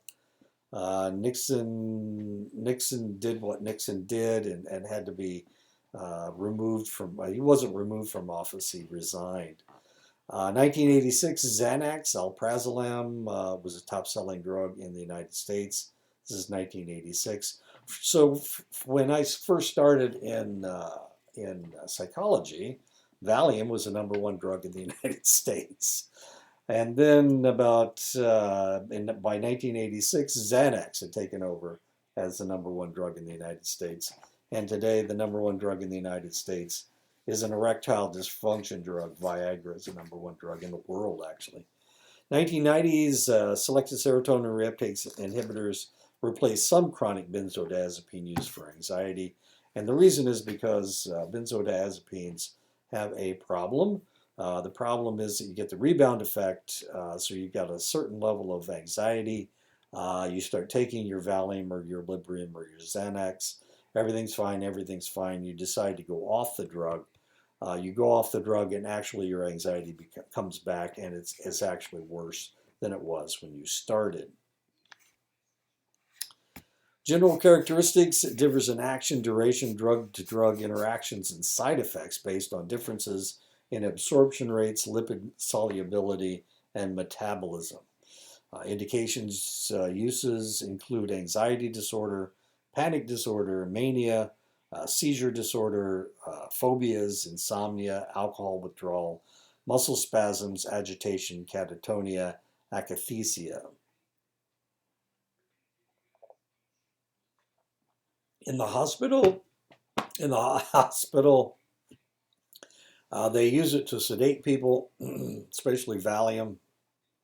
You wouldn't give somebody a Xanax injection, or you can put it in their IVs. And usually, actually, I had knee surgery, and before the surgery, they started an IV, and they shot some Valium into the IV to try to sedate me so that I wouldn't be so worried. Of course, I'd been in on these things before that didn't really bother me that much, but it also didn't sedate me, which is kind of interesting. Side effects: sedation, cognitive impairment, anterograde amnesia, which is one of the ideas you're not supposed to remember all the horrors that happened to you. Respiratory depression at high doses or with alcohol. So you certainly can't take your Valium and Librium with a big shot of whiskey. That's just not going to work. That's what killed Marilyn Monroe. May worsen obstructive sleep apnea symptoms in susceptible individuals. Abuse and dependence: risk of abuse is small in individuals who are not abusing other substances. Withdrawal symptoms and physical dependence are not in themselves problematic if reductions are done gradually to minimize symptoms. Use of longer acting agents to minimize between dose breakthrough and avoiding taken as needed dosing are helpful. Symptoms of withdrawal may represent breakthrough or of the underlying anxiety disorder. Needing to increase the dose tolerance, not generally an issue at therapeutic doses. And here they are. Alprazolam, also known as Xanax, is short to mid-range. What are we talking about? We're talking about half-life. They're short to mid half-life. Chlordiazepoxide, also known as Librium, has a long, short half-life. Clonazepam or Klonopin has mid to long half-life. Serotonergic. Oh, Klonopin is serotonergic. Clorazepate, Transine has a long half-life. Valium, diazepam has a long half-life. Tazolam, Prosom has a mid half-life. Flurazepam, Dalmane has a long half-life. Lorazepam, Ativan has a short to mid half-life. Oxazepam, Surax has a short to mid half-life. Temazepam, Restoril has a mid half-life, and Triazolam, Halcyon has a short half-life. Other anxiolytics and hypnotics: chlorhydrate was first used in 1869. Chloral hydrate is 4 molecules of alcohol stuck together. 1992, Ambien was approved. In 2006, Zolpidem, the Ambien generic, was approved in 2006. These are known as hypnotics. They are medications that induce sleep. They're non-benzodiazepine anxiolytics, which include buspirone and antihistamines. Anticonvulsants are used off-label as both anxiolytics and hypnotics, although efficacy is unproven. The trazodone and some tricyclic antidepressants are used as hypnotics. Neurohypnotics activate at GAB1 receptors, except rameltion, which I'm not aware of. Okay. So the other anxiolytics and hypnotics, miscellaneous buspirone, or also known as Buspar, is a subtle anxiolytic, has slow response. Chloral hydrate, the alcohol. Noctec is the common name. Hypnotic, it's a hypnotic. Has rapid tolerance and toxicity in overdose, just like alcohol does. The antihistamines, hydroxyzine, pamoate, Vistaril, and diphenhydramine, Benadryl are the antihistamines. And of course, we all know Benadryl as an antihistamine. Anticonvulsants, mildly sedating and calming, gabapentin, Neurontin, pregabalin, Lyrica, of course you see this on television, tiagabine, Gabatril, I don't know that one and I don't know this one, but Lyrica, of course, is fairly common. Selective benzodiazepine receptor activity, GABA1, hypnotics, ezopiclone, also known as Lunesta, is long-term use approval. Sonata, Celeplon has a short half-life. Zolpidem, of course, is Ambien. Melatonin receptor agonist, Rameltion, Rosaram, and I don't know that one either. Ambien, Lunesta, Sonata are hypnotics that I have heard of. And Rezoram, I've heard of Rezoram. Okay, we're going to talk about the stimulants, the ADHD drugs. In 1956, Ritalin was approved. 10% of 10-year-old boys in the United States are on stimulants for ADHD. 2.5 million children in the United States are on stimulants. Recent FDA warning about increased cardiovascular risk, sudden death for patients on stimulants. This is something to think about. Atomoxetine, Strattera is a non-stimulant treatment for ADHD. It recently caused caution about the suicidal ideations that these individuals have, a rare liver function impairment. Clonidine, Catapres, is an antihypertensive alpha-2 agonist. It's used for ADHD, substance withdrawal, Tourette syndrome, and other uses. Pimeline is also known as Cylert. It's rarely used as stimulant due to liver toxicity. Dextroamphetamine, also known as Dexedrine, is multiple long-acting forms, has insomnia, headache, tremors, exacerbation of tics, nausea, weight loss, blurred vision, and overstimulation caused by Dexedrine. Methylphenidate is also known as Ritalin, has the same restrictions as dextroamphetamine. Modafinil, Provigil, is a non-stimulant. It's poorly understood mechanism of action. We don't know why it works. It's used for sleepiness related to narcolepsy, obstructive sleep apnea, depression, multiple sclerosis. It's used for ADHD, is being investigated, so you may see Provigil in the future for ADHD drugs. Medications for dementia. I was working in medicine in Oklahoma when the first medications for dementia came in, and that was Cognex, Tacrine, in 1993. I was there until 1994, and I can remember when Cognex, when it was first approved, my doctor just went crazy. He just gave it to everybody, trying to help their memory, because he said it increased the serotonin level, or I'm sorry, the acetylcholine level in your brain, and it could be used as a memory drug. That's what he said. Anyway. but he used it for his dementia patients. 1996, Aricept donepezil was approved. 1997, generalizability of approval studies was questioned, as well they should have been.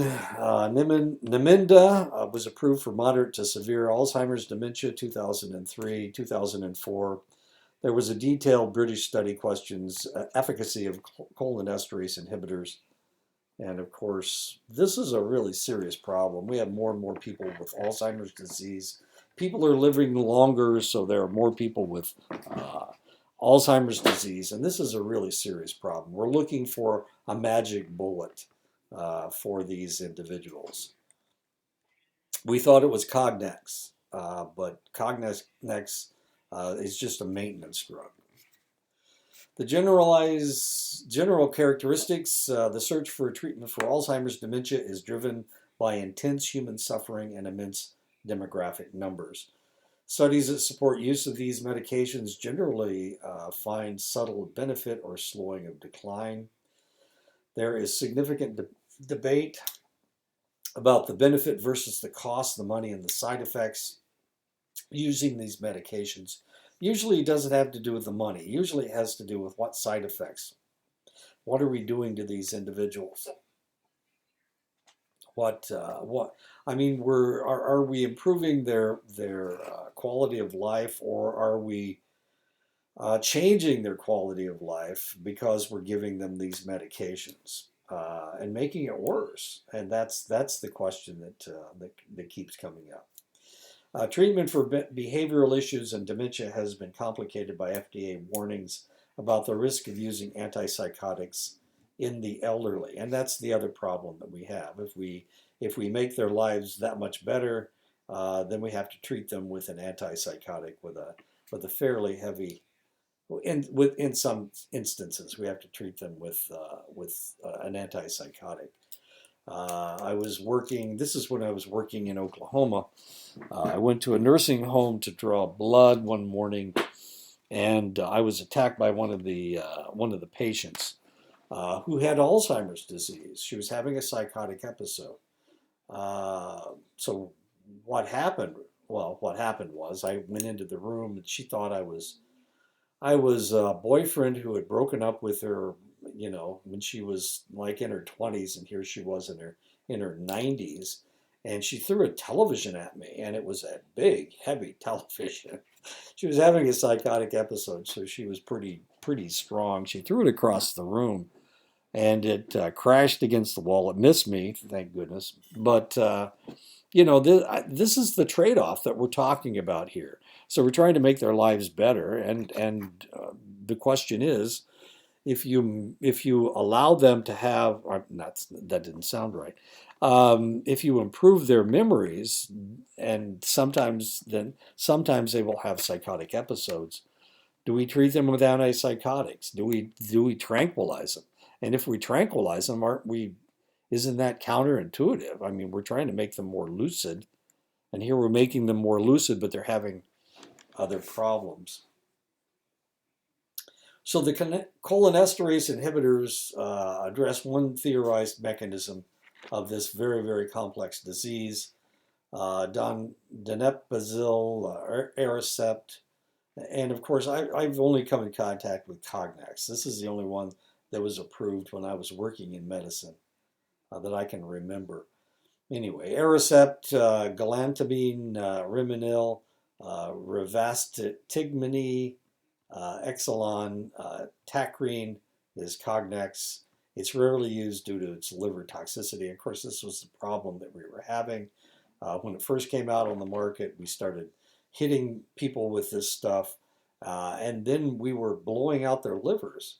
We were destroying their livers. So if we gave them Cognex, we had to draw their blood every week to determine if they were having a liver problem. And if they had any liver problems at all, if they had been a drinker at some point in their life, and they had any degree of cirrhosis in their liver, they couldn't take Cognex. Really interesting problem. Memantine namenda has a complex activity via NMDA glutamate mediated receptor. It may have more broad psychiatric applications. Namenda. Meds used to treat substance abuse. Okay, so this is a really controversial topic, the whole dementia thing, the whole Alzheimer's thing. So sometimes you help people by hurting people. It's just a real toss up. So we'll have to see where this really comes down. So you make the last 3 or 4 years of their lives lucid. Um, but they're having psychotic episodes. You just have to weigh the good with the bad, and sometimes that's what the way medicine is. Sometimes you can help people, but it shortens their life. I've had my aunt had Alzheimer's disease, and I think my sister has it. So this is pretty close to home as far as I'm concerned. But I've watched the whole process, and uh, uh, Alzheimer's. Well, it's just however you like to look at things, and however you see things. Medicine wants to keep people alive as long as they possibly can. Sometimes that seems cruel because they're not living the life in a lucid fashion. So it's just a real interesting balance that we have to deal with. Meds used to treat substance abuse. The use of medications in substance abuse. We use them to treat withdrawal symptoms. We use benzodiazepines and anticonvulsants and clonidine. We treat comorbid psychiatric disorders. Anxiety and depression are common, especially with alcoholics. SSRIs and mood stabilizers and benzodiazepines.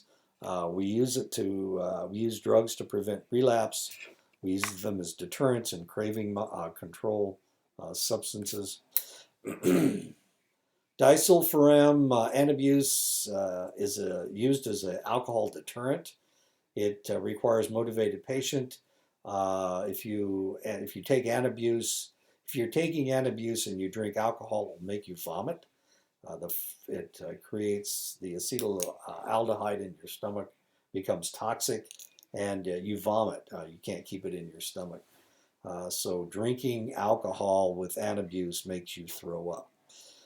Camprosate, Camprol, craving control. It has minimal drug-to-drug interactions. Its efficacy is shown in some studies with more severe alcoholics, although other studies question its efficacy. Naltrexone, Revia, is an opioid antagonist. It is high response for placebo, caused some of to question the study design. So the question is, since people want to get off this stuff, will they grab a hold of anything? It has potential liver toxicity. Vivitrol is injectable naltrexone, and it lasts and this is a Vivitrol. This is the naltrexone tablets right here. It lasts for 30 days. Buprenorphine and naloxone, Suboxone. It's a treatment for opioid dependence. It contains both an agonist and an antagonist. Bupropion is another name for Zyban. It's identical to Wellbutrin. It treats nicotine craving. Several anticonvulsants, topramate, for example, have been used for craving reductions in people having that problem. The uses of these drugs are off-label and carry additional potential side effects for their cardiovascular actions. Potential psychiatric benefits have often been discovered while these agents were used for their primary indication. And of course, while they're on the psychiatric hypertensives, on the hypertensive, you have to monitor their blood pressure. And these are the psychiatric uses of antihypertensives. alpha 2 adrenergic agonists, clonidine, guanfacine, and prazosin. It's used for ADHD, Tourette syndrome, PTSD. Prazosin is found helpful in reducing PTSD related nightmares. That has to do with delta wave nightmares in your delta wave during your delta wave sleep. Beta blockers, propranolol, Inderol is used for akathisia, lithium-induced tremors, performance anxiety, and aggressive behavior, hyperarousal. Pindolol has been considered for antidepressant augmentation, multiple drug-to-drug interactions, to avoid in asthma, diabetics on insulin, certain cardiovascular diseases. I take propranolol, Inderol. Actually, it's propranolol. It's a beta blocker. Calcium channel blockers, diltiazem, verapamil, and nipodipine. It may be helpful in additional agent in bipolar maintenance, multiple drug-to-drug interactions, and precautions. And that is it. I am done. Anyway, okay, those are your psychotropic medications. I hope you learned something. Sometimes when you're dealing with these things, a lot of times you remember the drugs that you have come in contact with. Working in the emergency room and working in the laboratory, I came in contact with a lot of these medications. Of course, that was back in the 90s, and a lot of these are new medications. You just got to keep your eyes open, read the studies. One of the problems is the pharmaceutical companies are always trying to come up with some new drug that really helps people, that they can make a lot of money off of. Actually, it's the money that's more important. But if it helps people, that's pretty nice. Sometimes they won't give you all the information. Sometimes there are studies, and this is one of the reasons. We're in the middle of this COVID-19 thing, and we're trying to find a vaccine. And one of the reasons that it takes such a long time to get medications approved is because we have to do studies to make sure that this drug doesn't do this or do that to somebody. A good example is last winter I took a shot for shingles. Shingle shot. It was supposed to keep me from getting shingles. Well, it was supposed to be 2 shots, and the first shot I got gave me arthritis in my shoulder. That's where I got the shot in my. It's a good thing I didn't get it in my butt, or I wouldn't be able to walk. But it gave me arthritis in my shoulder. So sometimes there's a side effect to these drugs. Um, and that's one of the reasons why we have to do so many studies.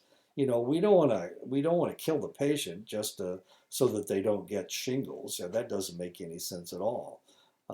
So that's one of the reasons why we do all these things, and that's one of the reasons why it takes such a long time to get pharmaceuticals approved by the FDA, and they're doing their job.